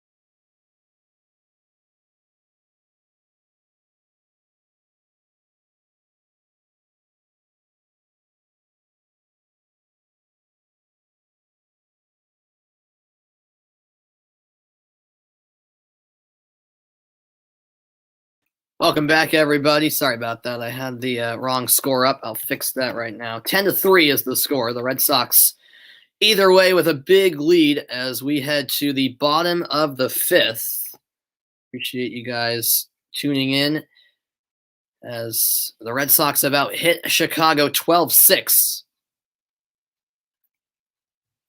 And we go to the bottom of the 5th. Can the Red Sox continue their streak of scoring at least a run in each inning? We'll see. Jose Ruiz is now on the mound for the White Sox. 5 games, an 0-1 record, 3.86 ERA in 4.2 innings. So Ruiz is now out there, third pitcher of the afternoon for Chicago.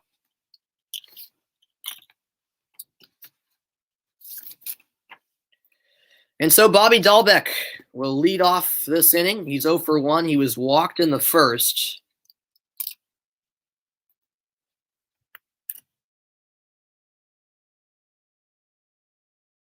The Red Sox exploding on offense today. First pitch called a strike outside part of the plate. Ruiz facing his first batter out of the bullpen.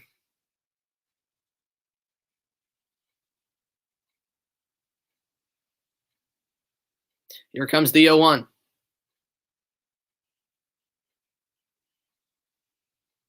Heavy swing and a miss. The fastball that time delivered by Ruiz. No balls, 2 strikes. On deck is Kike Hernandez, the leadoff hitter for Boston.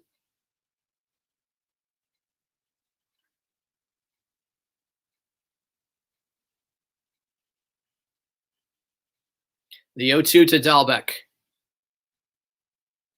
Outside, ball 1.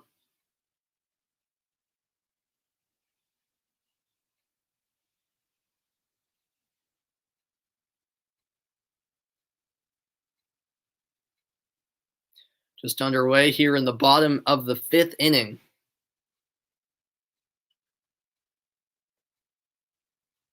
As Bobby sees ball 2, the count now even at 2 apiece.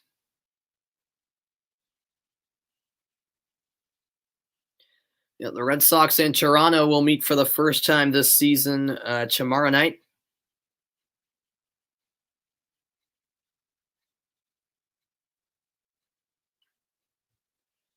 As that swung on and missed, so a strikeout for Jose Ruiz, not too shabby.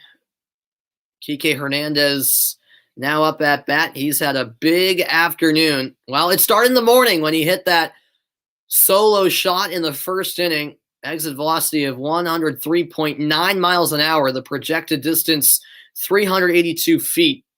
Just getting it over the top of the green monster wall. That was his lone hit so far today. See what he can do here with 1 out in the 5th. That's ball 1 low.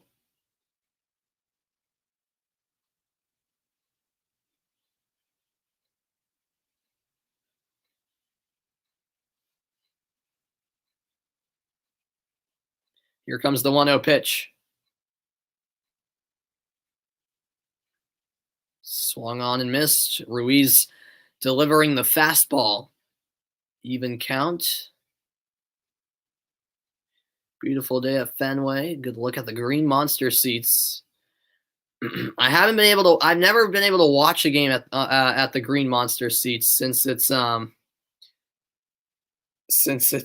super expensive.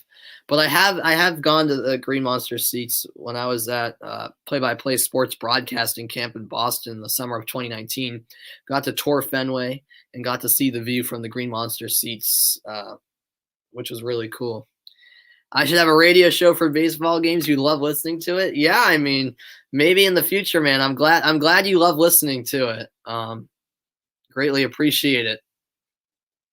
Yeah, that would be cool if I could somehow get a radio show for baseball games. Perhaps in the future. And that's called strike 3. Kike Hernandez not pleased with that call. It might have been outside, but that's the 2nd out nonetheless. Yeah, that looked outside.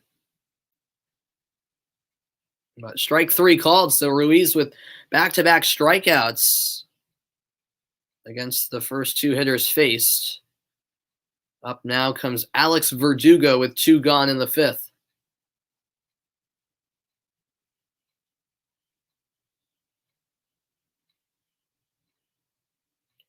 First pitch is outside at 96.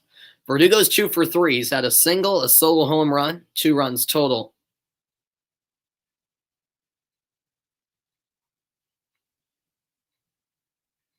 Here now is the 1-0. The Red Sox have scored a run in every inning. That might change here in the 5th. That's outside. Ball 2 from Ruiz.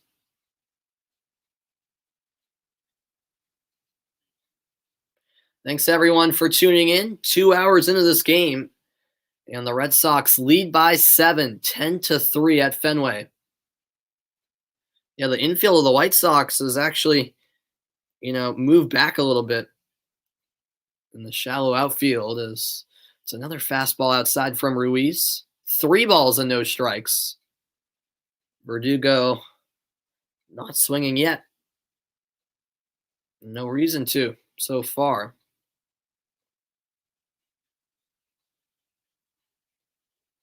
Big day for Boston, leading at 10-3 over Chicago in the final game of this series.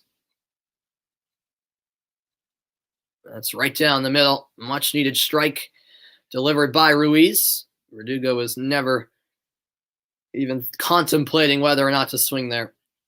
Martinez on deck. Will JD get a plate appearance here in the 5th, or will he have to wait until the 6th inning?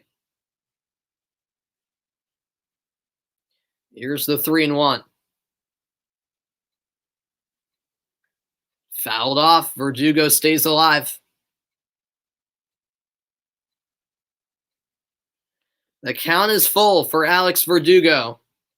No men on base, 2 outs, bottom of the 5th inning.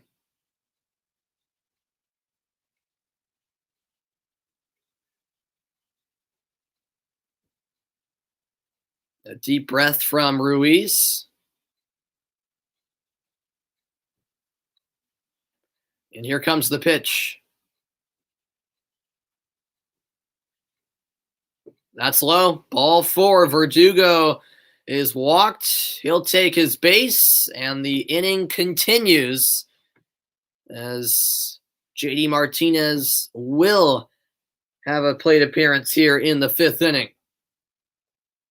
JD had that absolute moonshot earlier in the game. He hit the national car rental sign. If that sign wasn't there, that would have gone over the Green Monster seats and onto the highway. Martinez 2 for 3. He singled. He had that solo home run I mentioned.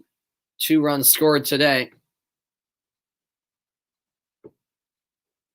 And that's strike 1 at 96 miles an hour. Ruiz really likes that fastball. It's rather predictable.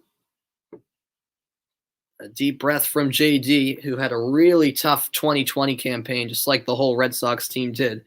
But he had a really rough season. But now he's returning back to the JD Martinez we were used to so far this season. He staves off that pitch, fouled straight back, 0-2 the count.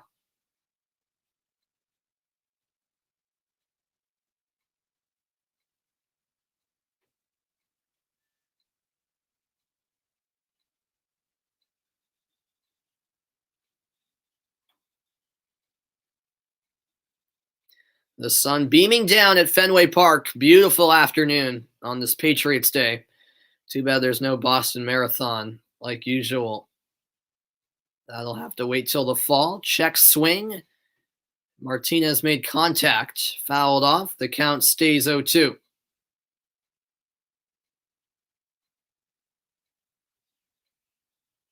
Red Sox up by 7. Ruiz looking to end the 5th here with Verdugo on first base.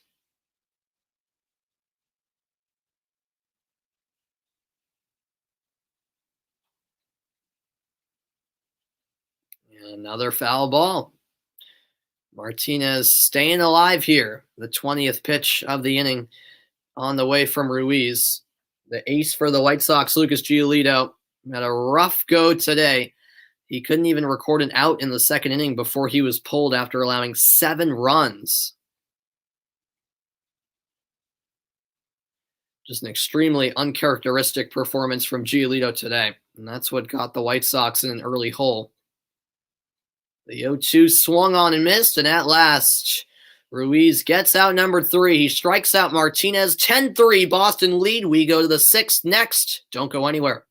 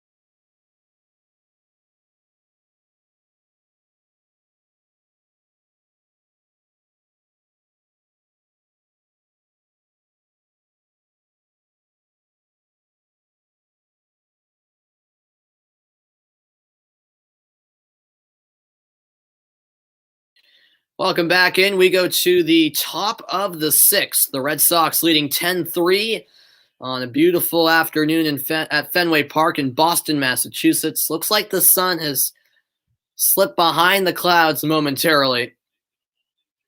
It's in the low 60s today.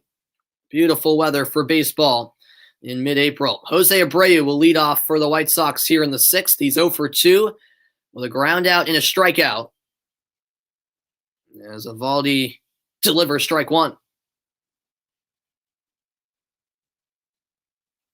0-1 count. Eovaldi's pitch count up to 66. He'll look to at least make it through the sixth. We'll see how much further he can go after that. Obviously dealing with a comfortable lead at the moment as well. As Abreu fouls the next pitch back for strike two. Eovaldi's had a season-high 8 strikeouts today. He's looked very, very comfortable on the mound.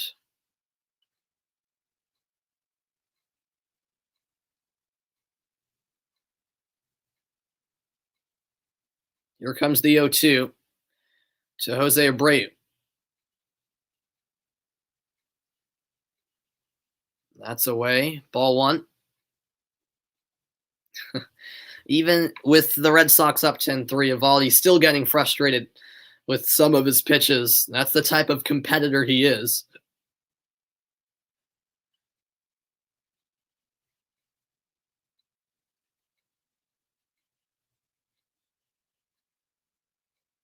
Now the 1-2.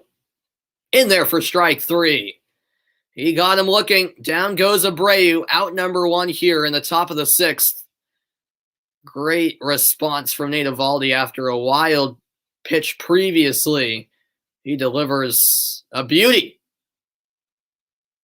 Outside corner with the fastball. And that'll bring up Yasmani Grandal, the hitter in the middle of the lineup. He's 0 for 2. And he fires a breaking ball for strike one. Eovaldi's looked very good today. 70th pitch that was of the game.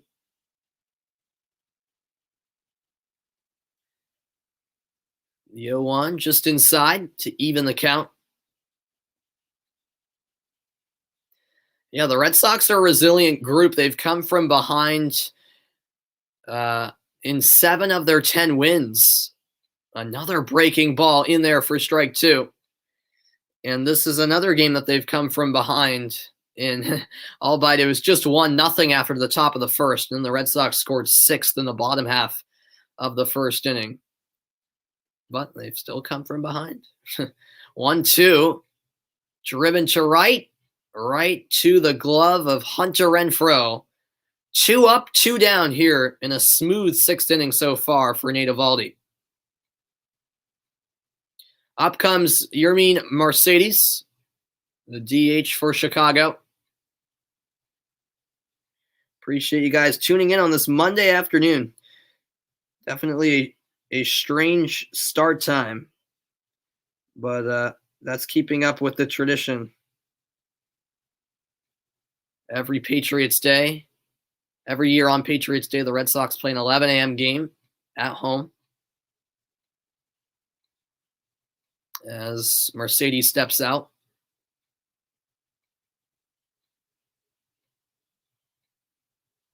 Now he's back in, ready for the pitch. Outside for a ball. That was 100 miles an hour from Eovaldi. Just didn't quite have the location. That swung on and missed. It was a low pitch to Mercedes. 1-1 now.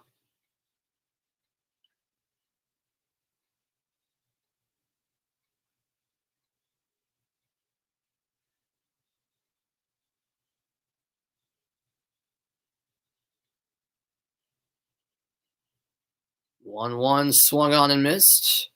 And Eovaldi's 1 strike away from having a 1-2-3 6th inning. Great slider. Outside part of the plate. 77th pitch of the game here from Nasty Nate. Hit down the line. That's a fair ball. That one takes a nice bounce for Renfroe. And it'll be a single for Yermin Mercedes. So no 1-2-3 inning here for Nate Eovaldi as Mercedes reaches base, and that'll bring up Jake Lamb. Yeah, that ball was that ball was outside, and Mercedes extending out, and that ball was just fair down the right field, down the first base line into right field. So this sends up Lamb. Mercedes on first for the White Sox. First pitch in there for strike one.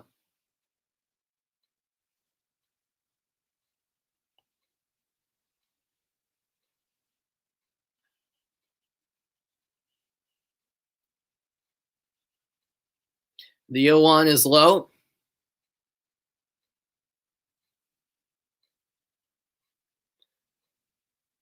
The Red Sox still with about a whole nother week at Fenway. Well, through Sunday. The longest homestand of the season.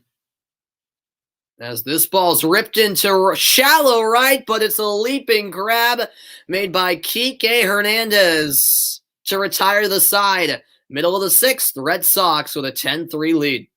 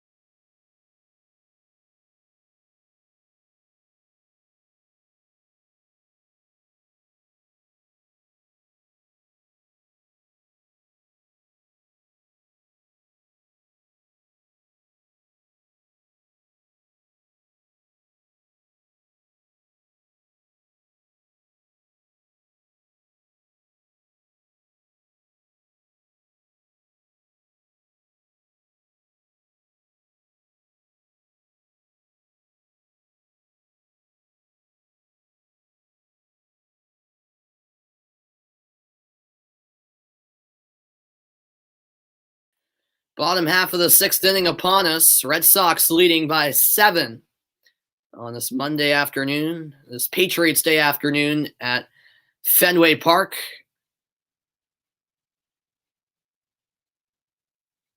The Red Sox leading 10-3 as Christian Vasquez has delivered all day long. He's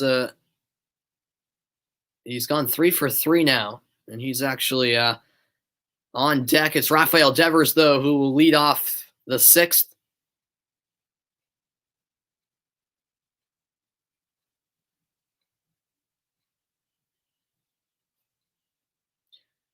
The whole offense, really, for the Red Sox has had a really good day at the office so far. Ball, or no, that's called a strike. It looked outside from Ruiz, but 0-1 the count. Devers is 1 for 2. He's singled. He's been walked. 2 runs and an RBI.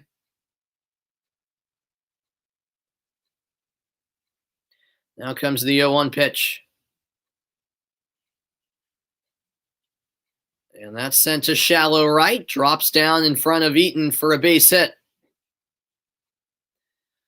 So Devers reaches base as the leadoff hitter in the sixth. And that will bring up Christian Vasquez.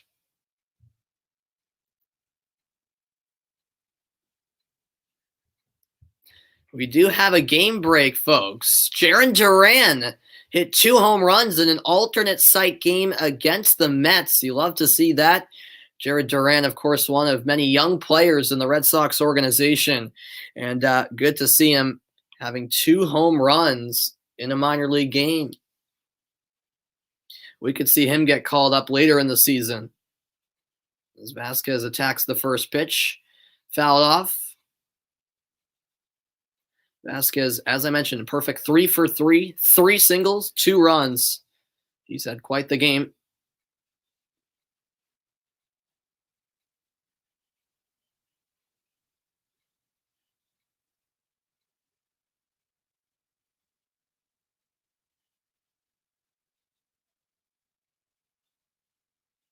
Ruiz set to deliver.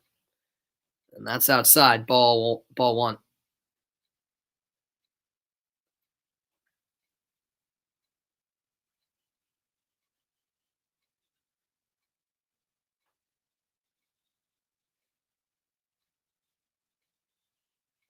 (10-3) Red Sox on top. A comfortable lead for Boston.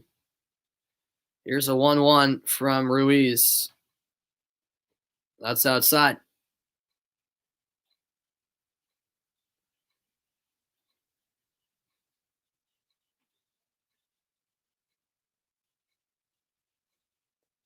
Two-one count to Christian Vasquez, looking to make it 4 for 4 on the day. I wouldn't be shocked if he did.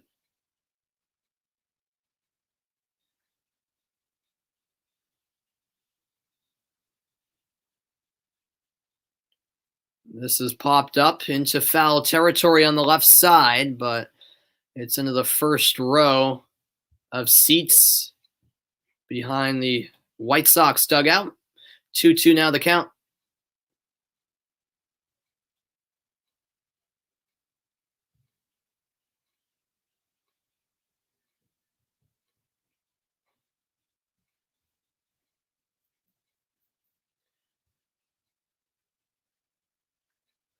Vasquez steps in.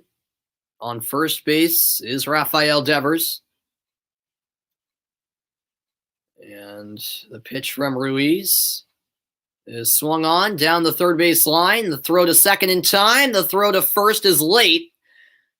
So Devers is out at second, but Vasquez makes it 4 for 4 on the day with his 4th single.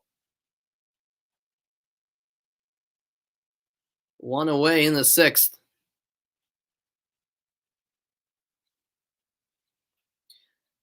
Chicago had a chance for a double play there. They did. Lamb quickly got it to second, but the throw from Madrigal to Abreu just late as Vasquez hustled over to first base. And this will bring up Marwin Gonzalez. Gonzalez 1 for 2, a single, a walk, a run, as well as an RBI.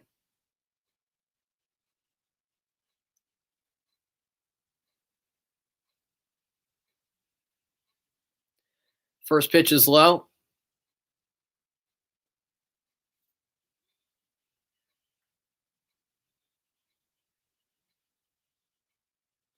Red Sox up by 7. As long as nothing crazy happens, they will improve to 11-6 early on in this regular season. Back to the 162-game slate after last year's 60-game season, which definitely felt weird. 1-0, a fastball for strike 1.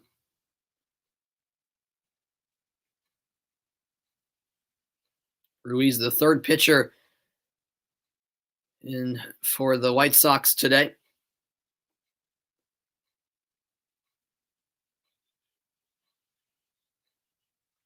Great day for both Verdugo and Devers, who are having a laugh in the Red Sox dugout. That pitch is inside as Gonzalez takes ball 2.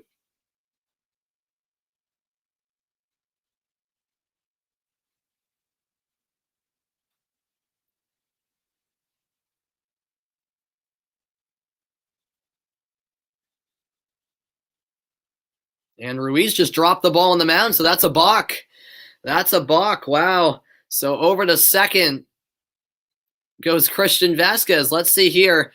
They had the camera off of Ruiz when this happened, but yeah, the ball just slipped out of his hand, and that's absolutely a balk. So over to second goes Vasquez.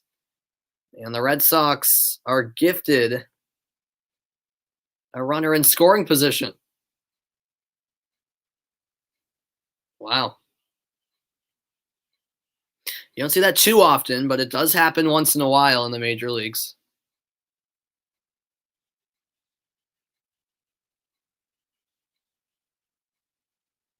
That's swung on and missed. A sinker, 2-2 the count.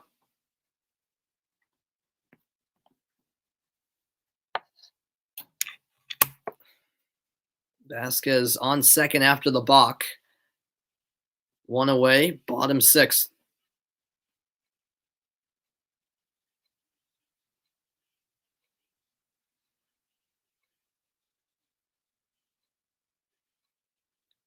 And so here comes the 2-2 from Ruiz.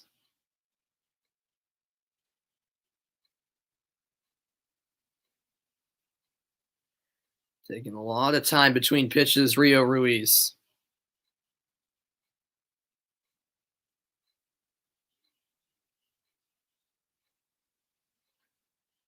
This is swung on down the line. It's handled by Abreu, who will jog over and step on first for out number 2. Vasquez does move over to third. So the 11th run for Boston is 90 feet away. And this will bring up Hunter Renfroe. Renfroe 0 for 2, a sac fly, and an RBI in the second. Can he record his first hit here and send Vasquez home?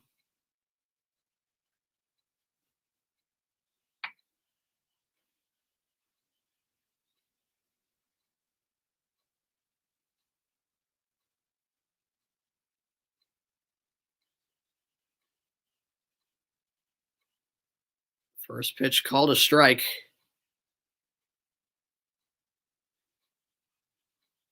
0-1 count. The Red Sox had a 6-run first inning against one of the top pitchers in the American League in Lucas Giolito. And they haven't looked back since, currently leading 10-3.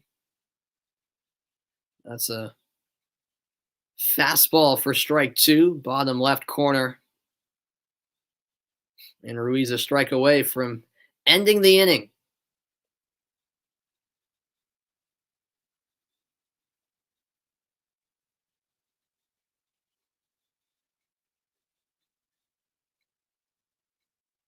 It's a wild pitch. Not even close to making it to the plate in the dirt, but a good block by Grandal behind the plate. A ball and 2 strikes now.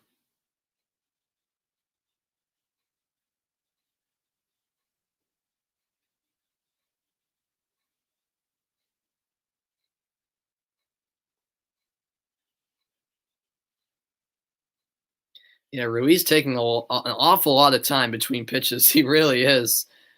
As that is up high. The count now even at 2 apiece.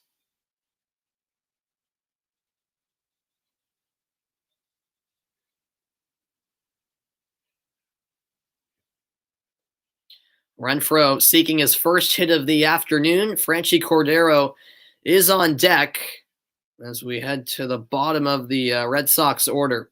4th time through the lineup.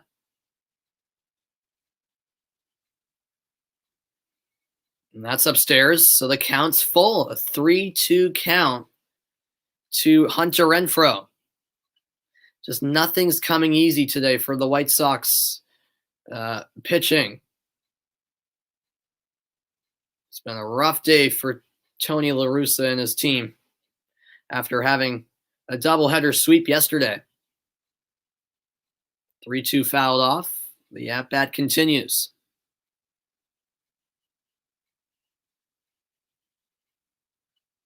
One home run on the season for Renfroe. That came in Minnesota in their series last week against the Twins. That home run was actually in the snow. That was the game that they played the Twins in the snow. Much different conditions, much better conditions here in Boston this week. 62 degrees, and that's a called strike 3. Down goes Renfroe. That's the end of 6. Boston still with a 10-3 lead. I'll be back for the 7th.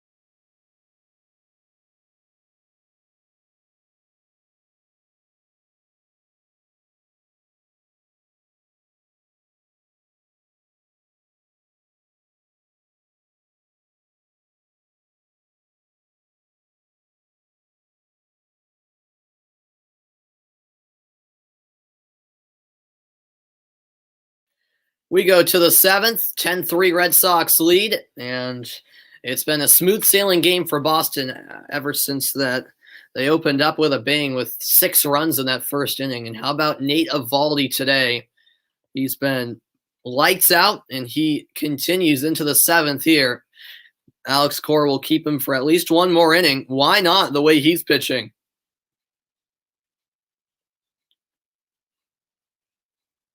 So to start the seventh inning, it's Leury Garcia at the plate. First pitch swung on and missed. Garcia's 0 for 2. He struck out and grounded out.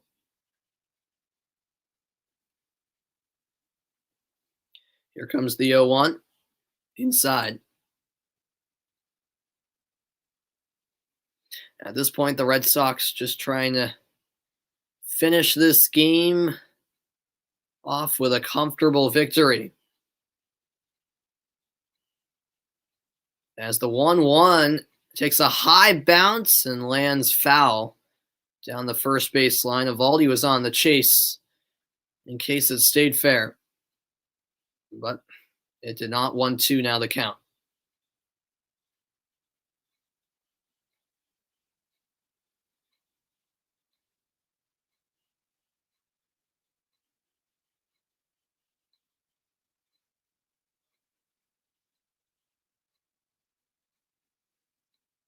Yeah, well, there should be some interesting series ahead. The Red Sox got that 2-game set against the Blue Jays, who certainly had, a lot of hype around them heading into the season. At least I felt that way.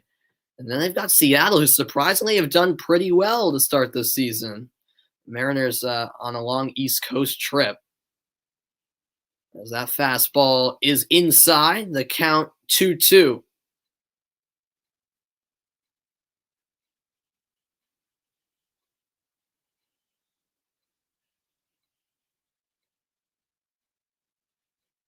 That curveball swung on. Closing in is Gonzalez. The throw not in time. No, excuse me. That was Devers. The throw late to first base, though. That was close. Devers came charging in. Yeah, the shift was on from Boston. Yeah, Devers just didn't get it out as quick as he wanted to, I think, because he played it nicely. Yeah, there was a little bobble that threw everything off. And so Garcia was safe at first. Yeah, definitely the right call by the first base umpire. And that will bring up the cleanup hitter, Nick Madrigal. No outs yet here in this top of the seventh. That's in there for strike one. Madrigal 1 for 2, a triple in the third, 1 run scored.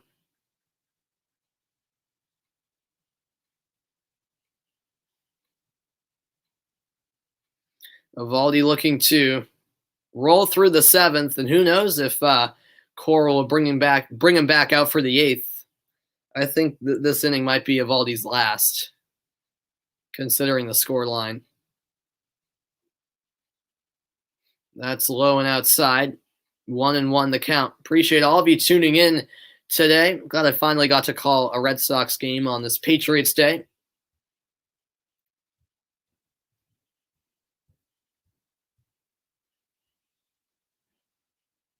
The 1-1 fouled off. After Madrigal will be back to the top of the order. And for the first time this afternoon, the Red Sox bullpen is active. The righty Garrett Whitlock getting loose. Whitlock, who is a young pitcher, but certainly, I think this season will be someone to keep an eye out for. He could be one of the first guys out of the bullpen. If the Red Sox do manage to make the postseason, he's got some stuff. Yeah, he really does. From what I've seen from him, I've been impressed. That's fouled off by Madrigal. So still a 1-2 count. 90th pitch of the afternoon. Upcoming from Nathan Eovaldi.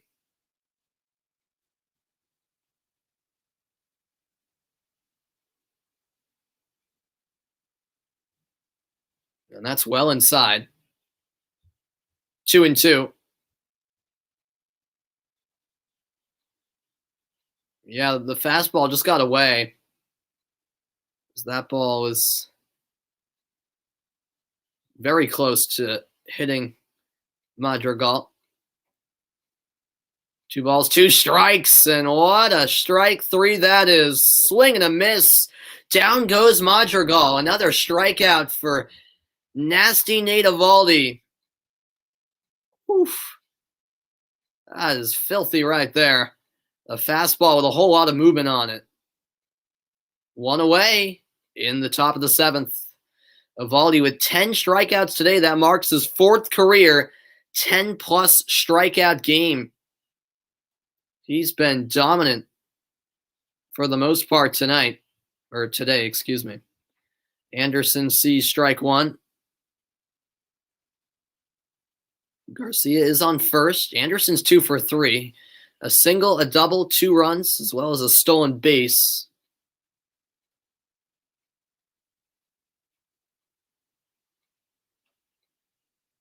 Eovaldi takes a glance at first where Garcia has a lead. The 0-1, a 99-mile-an-hour fastball. Swung on and missed. No balls, 2 strikes. Once Eovaldi gets going, you might as well head to the dugout if you're the hitter. Sometimes he has a little bit of a rough start to an inning, but once he gets dealing, once he starts, once he gets 1 strikeout, there's usually no turning back from Nathan Eovaldi. Here's the 0-2 to Anderson. That's 99 down the middle, fouled off. Anderson stays alive.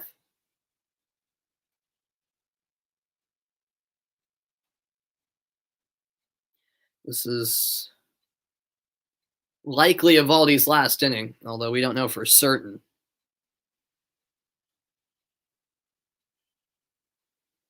Garcia on base, 1 man out, 95th pitch on the way from Eovaldi.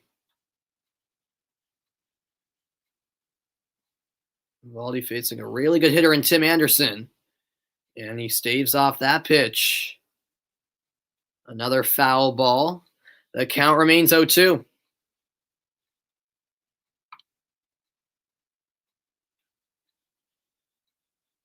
I've got my Boston Strong shirt on today since it is Patriots Day, and the Boston Marathon would, of course, usually take place on this day. Not this year because of the COVID-19 pandemic. I believe it got postponed to, I think, like the second weekend of October. Sometime in October, I believe. That's a ball in the dirt from Eovaldi. He's closing in on 100 pitches. Adam Eaton's on deck for Chicago. 1 out here.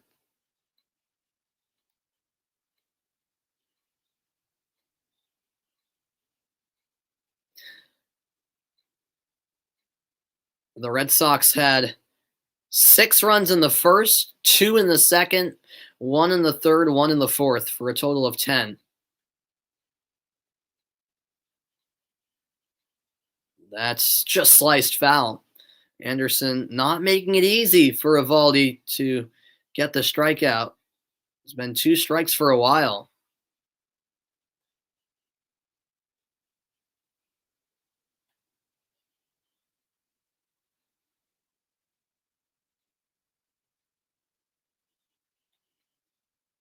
Here comes the 1-2 on pitch number 98. The crowd would like a strikeout. That fastball is just outside. Check swing. Anderson didn't go. The count's all even. Yeah, he just held up.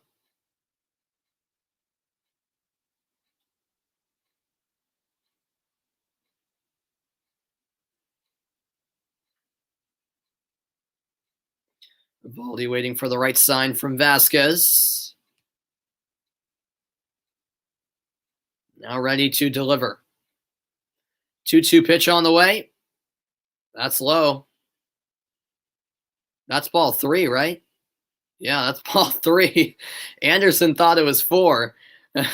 He was about set to take his base. The crowd getting a laugh out of that. Yeah, I was a bit confused for a moment there. Yeah, Anderson was sure that was ball four. Evaldi immediately saying, no, that was three. That was three. So a full count, and here comes the 100th pitch of the game from Nate Evaldi.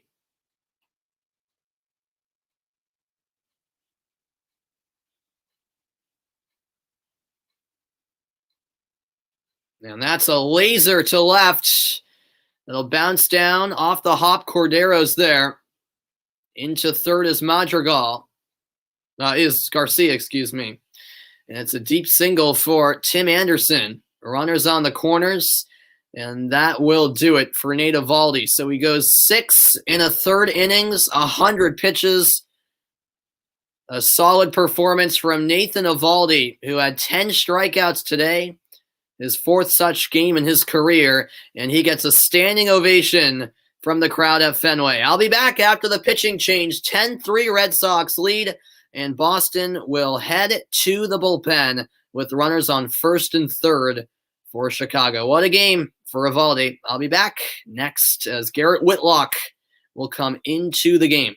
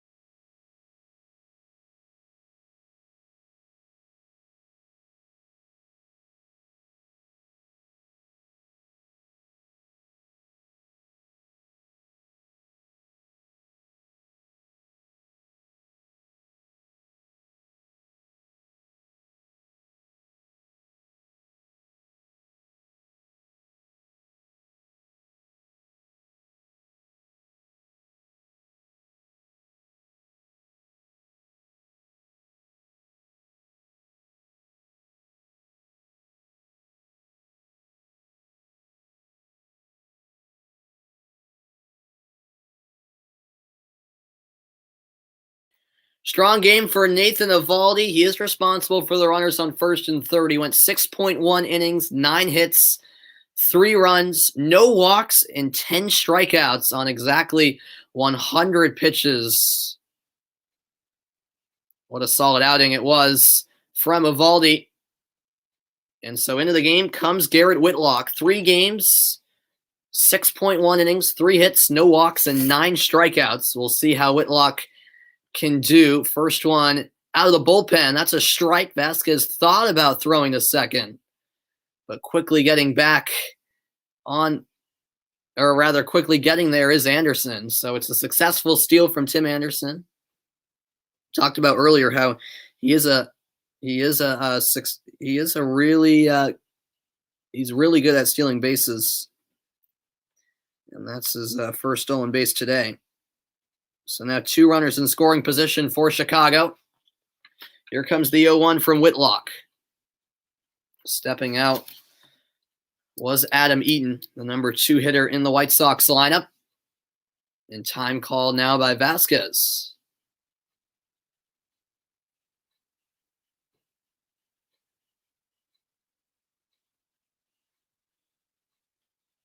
Now the 0-1, just low. The count evened up. Eaton's 2 for 3. He's had a pair of doubles and a couple of RBIs as well.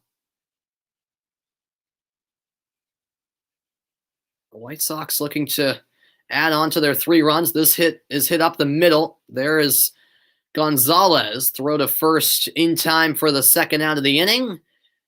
But in to score is Lurie Garcia. So a sacrifice hit there by Eaton. 10-4 is now the score.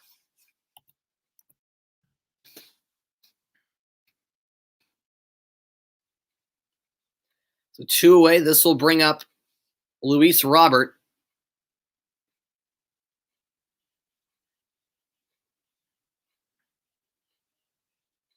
And that's called strike 1. It might have been just outside. The strike is called. Roberts 1 for 3. He had an RBI double in inning number 1.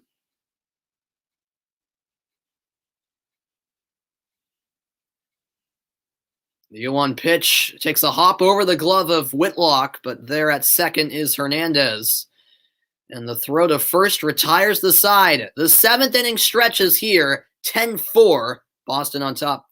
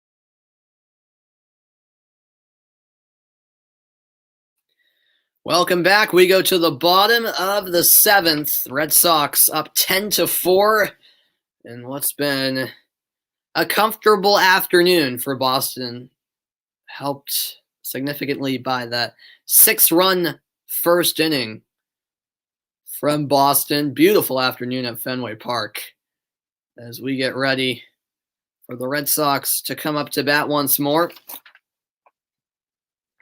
Hope you guys got your stretch in the middle of the 7th. I did myself. So we get set, bottom of the 7th inning here.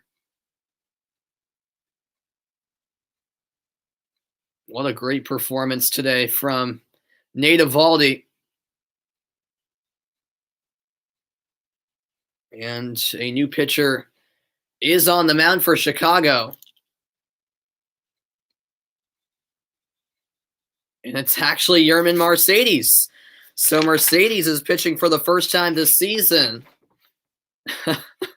So the White Sox don't want to waste their bullpen. So it's Mercedes who comes in to pitch here. He has had some previous pitching experience, but not often has he pitched in a major league game. Franchi Cordero faces him. He's 2 for 3 with 2 singles. That's up high. 3-0 the count. Mercedes also with the fancy cap off to the side a little bit. I can't stand when guys do that personally. There's a strike for Mercedes. 3-1 to Cordero. And that's strike 2. Bottom part of the zone. So Mercedes back in the count, which is full now.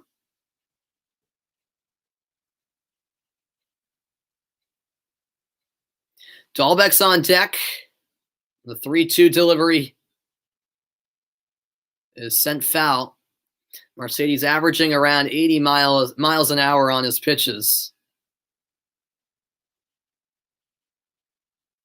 Oh, this is actually the first time he's pitched in the major leagues. I thought he'd done it like one other time.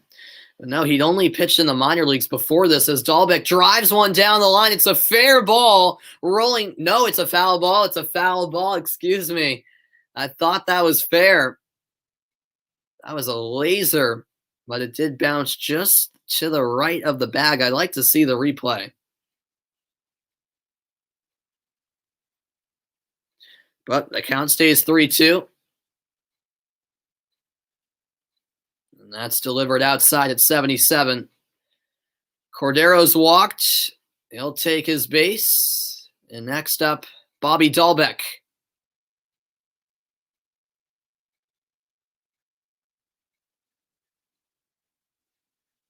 Yeah, some of the fans bought those unique and iconic Red Sox City Connect authentic jerseys, the marathon-inspired jerseys, yellow and blue. Definitely an interesting look for sure. They wore those on in Saturday's game and then in the first game of yesterday's doubleheader. Bobby Dahlbeck's at the plate, 0 for 2. He was walked back in the first inning, but no hits yet today. The 1-0 is low, and taking off for second is Cordero. A successful steal as he's now in scoring position.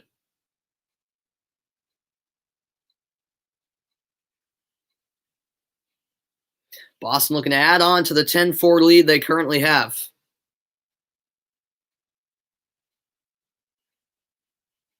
And that swung on and missed. Wow, that was too slow for Dahlbeck. He has a little laugh afterwards. Wow, Mercedes with a 76-mile-an-hour pitch. It was almost slow motion. Dahlbeck was waiting for the pitch to cross the plate, just couldn't resist and swung too early. This one, though, driven to the left side. A nice catch, and the throw to second is in time before Cordero can get back, so it's a sweet double play as the shortstop, Tim Anderson, made the grab, and Cordero is well off second base and could not get back. Well, that's the double play Chicago needed, or else it could have been a long inning with Mercedes as the pitcher. Mercedes appreciating that effort from Anderson. Now we go to the top of the Red Sox order once more, 5th time through. Kike Hernandez 1 for 4. Had that solo home run in the first to open up the scoring.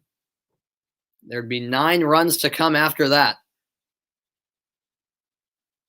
The 0-1 in the dirt, that clocked at 65.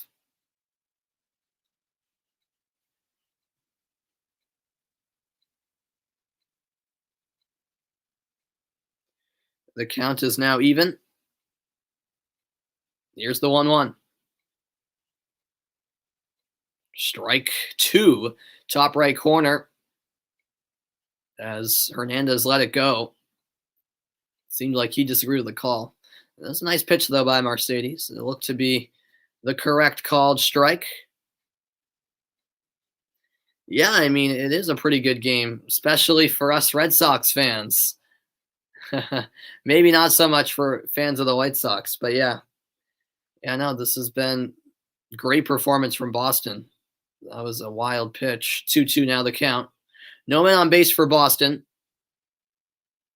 as that's driven foul. All it takes is one pitch that's lined up nicely, and it's going to be an absolute bomb. Verdugo's on deck for Boston.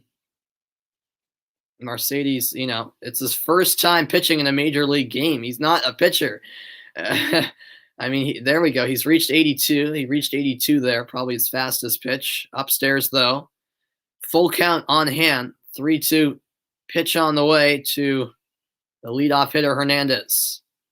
And Hernandez sends this one to left center that drops down and gets by Garcia. Rounding first is Kike Hernandez, and he's safely in the second. No slide necessary.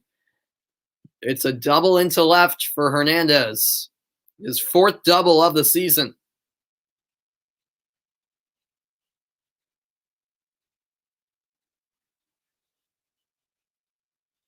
That pitch was delivered to the outside part of the plate.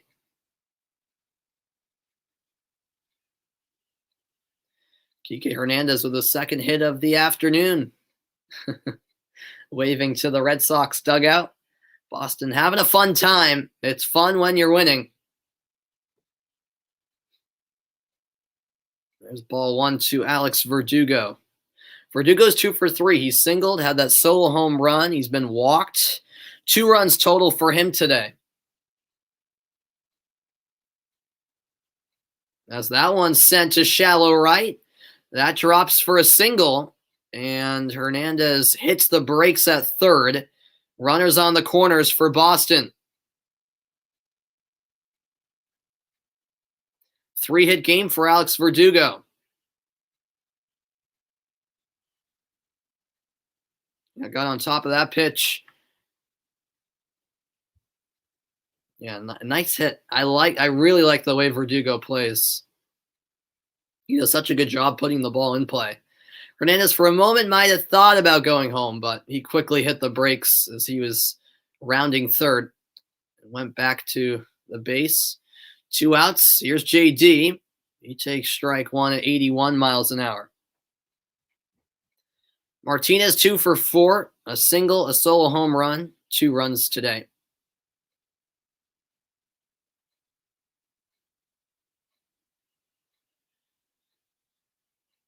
Mercedes with the 0-1. And that's line to left. Dropping down. An 11th run will score. Hernandez is in. It's a RBI single as Verdugo heads to second. 11-4 is now the score.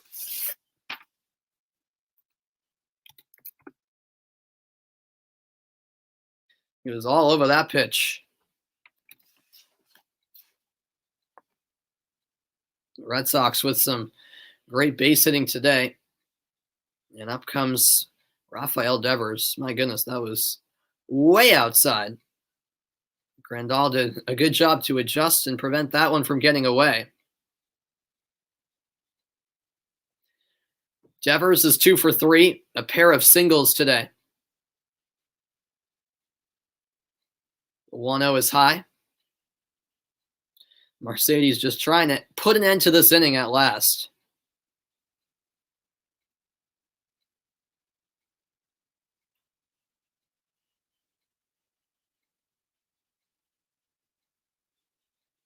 As that's a foul ball by Devers. 2-1 now the count. On deck is Christian Vasquez. He's 3 for 4. What a nice day for Vasquez, who's delivered on offense for the Red Sox. 2-1, not even close to making it to the plate. In the dirt at 88. 3 balls and a strike, and Mercedes in danger of loading the bases for Boston.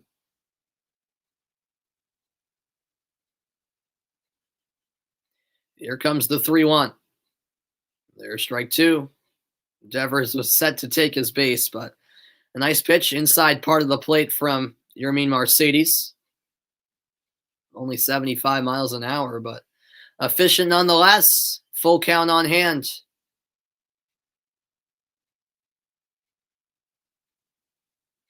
Mercedes delivers, and that's ball 4. Devers takes his base, and now the bases are loaded for Boston with 2 outs in the bottom of the 7th. And up comes Christian Vasquez. Watch out, because Vasquez has had a great day so far. He started off with that perfectly executed bunt. All the runners were safe. Then a second time up, he had a single to the right side, and then mixing it up, had a single to the left side. 3 singles today for Vasquez. Mercedes delivers outside. 2 runs for Vasquez this afternoon.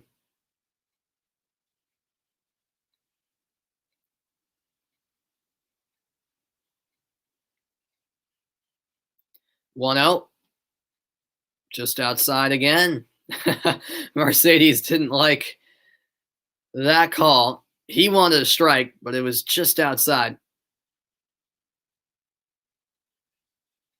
Yermin Mercedes, the designated hitter pitching for the first time in his major league career. And Vasquez will send this one. It's a high fly ball to deep center, but there for the out is Adam Eaton. So the Red Sox leave the bases loaded.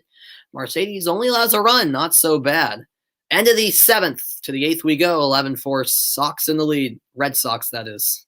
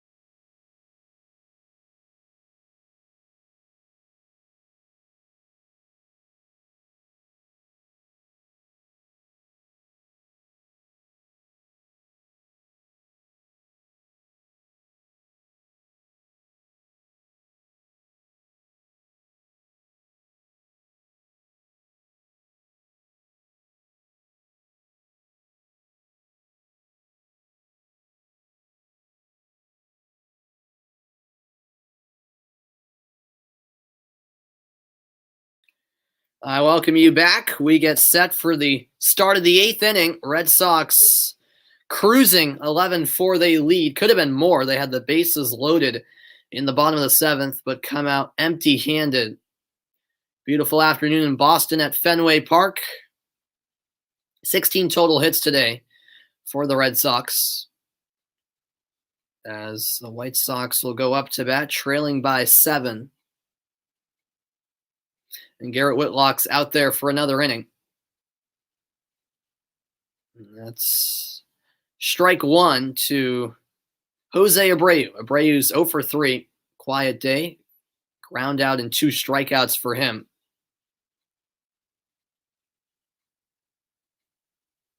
Here now is the 0-1. That's inside. Got away from Vasquez, but no harm because no men are on base for Chicago. Absolutely. Fenway is a beautiful place. Yep, Garrett Whitlock is pitching. Yep. Yeah, Whitlock's on the mound here out of the bullpen. Yeah, Fenway's awesome. I've been there four times, I think. And yeah, every time I go, I enjoy it. I just sit back, and I'm glad I'm fortunate enough to be at that great stadium. Here's the 1-2 from Whitlock. And he got him. Strike 3. The half-hearted swing from Abreu. 3rd time he's been struck out today. Pitch inside, and that completely threw off Abreu. 1 away in the 8th. Up comes Yasmani Grandal.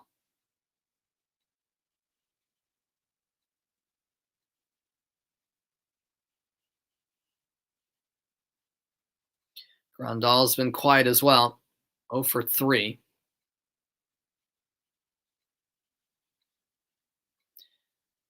Oh no, Grandal's done. Excuse me. Pinch hitter. Pinch hitter into the game. Zach Collins is in. Okay. I apologize for that. So Collins is in. He replaces Grandal.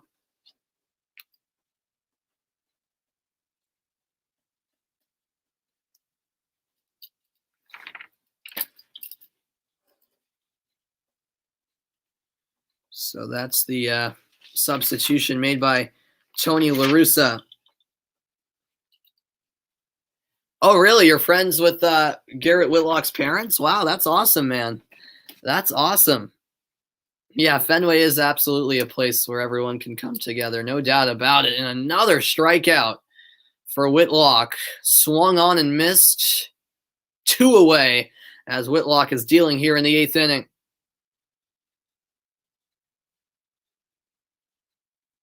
Pitch was inside, and down he went. This will bring up now Yermin Mercedes, who we just saw pitching in the 7th inning. Goes after the first pitch. A roller to Gonzalez. The throw to Dahlbeck. Retires the side. 1-2-3 inning for Garrett Whitlock. A nice showing out of the bullpen for him. To the bottom of the 8th we go next. 11-4 Boston.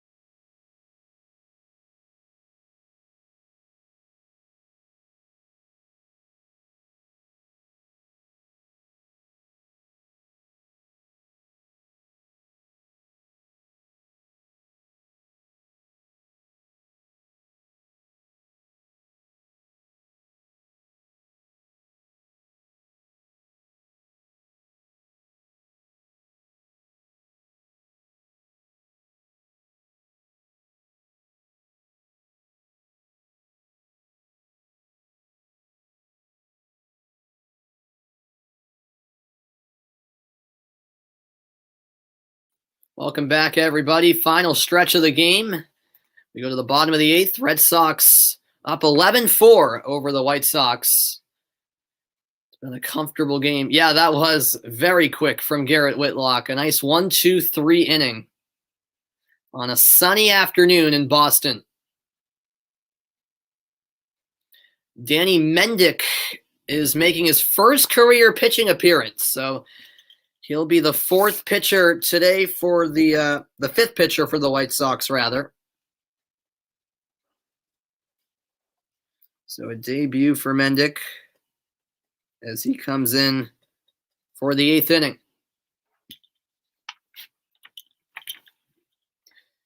He faces Marwin Gonzalez, and that one will hit Gonzalez. My, oh my. That's not the first pitch he wanted in his MLB pitching career. So Gonzalez will take his base. That might have been the slowest pitch I've seen a player be hit by a ball. Oh my God. That's just funny. That's just hilarious. How many miles an hour was that? I think it was too slow for them to even record. That might have been like a solid 50-mile-an-hour pitch. There's a 60-mile-an-hour pitch to Renfroe, which is a strike. Yeah, hit someone on his first pitch of his career. Yeah. I don't know much about this guy. I mean, he's pitching at 60 miles an hour. He's listed. I don't know if I don't think he's a regular pitcher. I don't know. He doesn't look like it. Because I think Tony La Russa wants to save his bullpen. Yeah, he's not a regular pitcher. That is hit into left field, a base hit, and Hunter Renfroe gets on base, moves Gonzalez over to second. Yeah, let me look up this guy. He's definitely not a pitcher.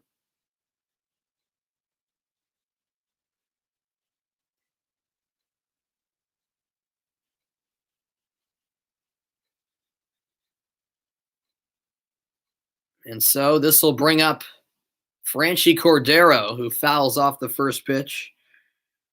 Yeah, he's an infielder. I thought so. He did not look – okay, so he's a second baseman, but he basically never plays. They're bringing him in as a pitcher, just like they did with Mercedes.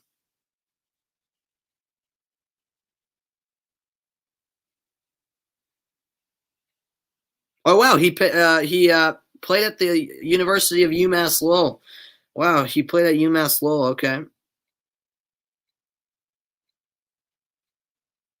Yeah. So he's definitely not a pitcher. Yeah, yeah. I was just looking him up. I was researching him, and there's a strikeout for Mendick. How about that? Down goes Cordero. One away in the eighth. Yeah, right after that first pitch when he hit Gonzalez, I was like, this guy's not a normal pitcher. I had never heard of him before today. Yeah, apparently he's a second baseman. And yeah, he played at UMass Lowell in college. Well, there, Mendick can say he recorded a strikeout. Up comes Bobby Dahlbeck, cleanup hitter in the lineup. Here's the 1-0 pitch. High for ball two, 61 miles an hour. Most of his pitches around 60. Dahlbeck's 0 for 3. He was walked back in the first, but that's the only time he's gone on base. And that swung on and missed for strike one. It might sound crazy, but when as a hitter, when you're so used to seeing, 95-mile-an-hour pitches, when all of a sudden you see 60, it just throws you off. It messes up with the timing. And there's another swing and a miss for strike two. Hernandez is on deck as that one sent to right field, popped up, Eaton with the easy out. He'll quickly throw it to the infield. The runners will stay put. 2 outs here in the eighth. Yeah, I mean, it sounds like I'm making excuses. I'm not, but it's true. You'd think it would be so easy to hit 60-mile-an-hour pitches, but it's not. Like, it just throws you off because the pitch takes so long to get to the plate. Kike Hernandez in his last 5 games has gone 7 for 17. He now steps up to the plate, 6th plate appearance today. He takes a strike, top right corner of the zone. Hernandez is 2 for 5, a solo home run. Back in the first. That's called a strike. Looked a bit high. But at this point, who cares? Let's wrap up this game. One more inning to go after this. It's a looping 40-mile-an-hour pitch, and it's a grounder. Anderson tosses it over to Madrigal at second. And hey, Mendick doesn't allow a run. Nicely done, sir. End of the eighth, 11-4 Boston.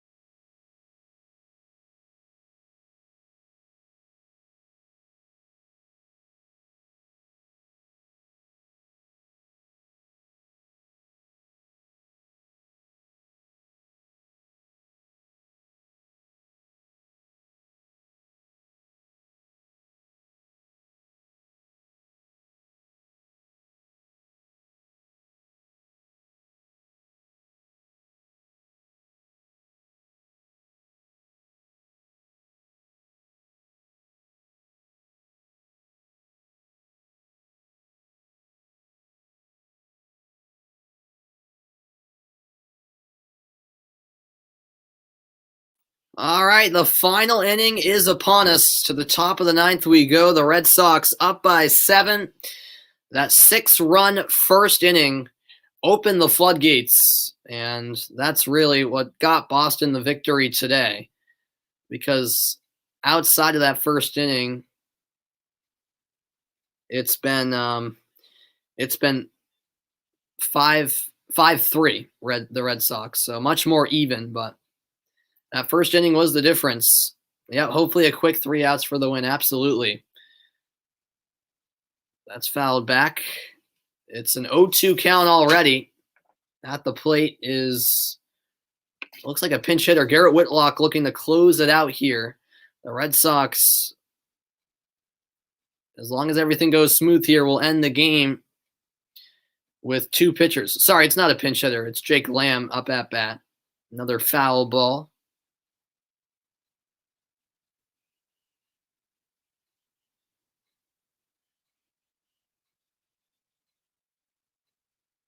These two teams will meet again in September in Chicago. Grounder to Hernandez. Plenty of time to set up for the throw to Dahlbeck at first. 1 away. Whitlock continues to roll here into the 9th inning. 2 more outs to end this one.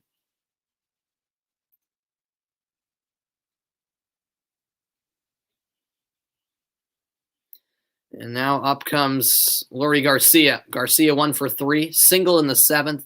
He did score one of the 4 White Sox runs today. That's inside, ball 1.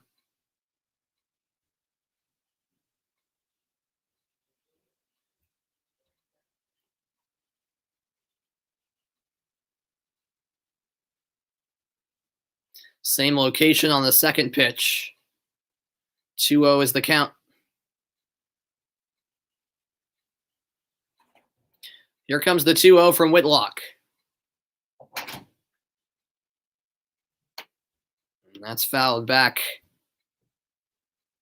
by Jake Lamb. The Red Sox will win their 11th game of the season. Will improve to 11-6. As that's sent foul. The count now even.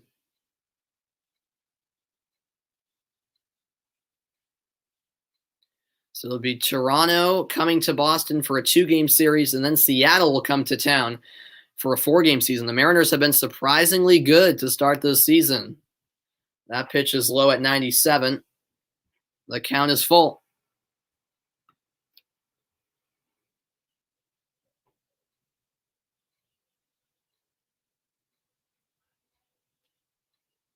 The 3-2. Sliced foul. A lengthy at-bat here as Lamb battles Whitlock. 2 more outs needed to close out this one.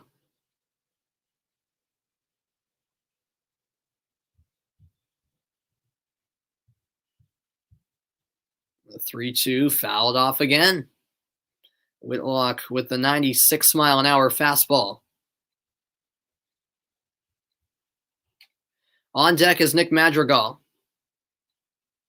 a cleanup hitter for Chicago. We'll see if the White Sox even get back to the top of the order before this one's over.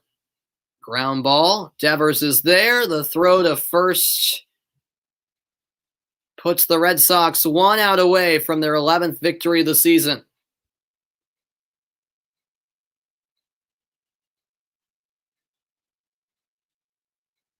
Yeah, the shift was on, and Devers was at the perfect position to make the play.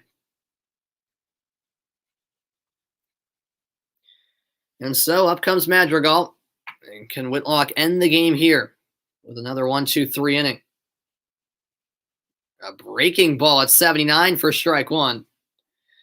Madrigal's 1 for 3. He had that triple in the 3rd, scored in a run. As the 0-1 is swung on and missed, and Whitlock is a strike away from putting this game to bed. Yeah, this has been a very great performance. First Evaldi in 6 1/3, and then Whitlock to close it out. And that's grounded to the left side. There is Gonzalez. The throw in time, and that is it. The Boston Red Sox defeat the Chicago White Sox 11-4, 17 hits today for the Red Sox, and they split this 4-game series with Chicago and improved to 11-6 on the season. What a performance from Boston today, both on offense and defense. They get the job done. Up next for them will be the Blue Jays, and I am planning to do a whip-around show where I'll be covering both the Bruins and Red Sox games tomorrow night. Will probably start at around 7 Eastern time. Yeah, great game. You absolutely do love to see it. No doubt about it. Thanks, everyone who's tuned in this afternoon. Hope you enjoyed this Patriots Day broadcast of Red Sox baseball. Boston victorious 11-4 over the Chicago White Sox.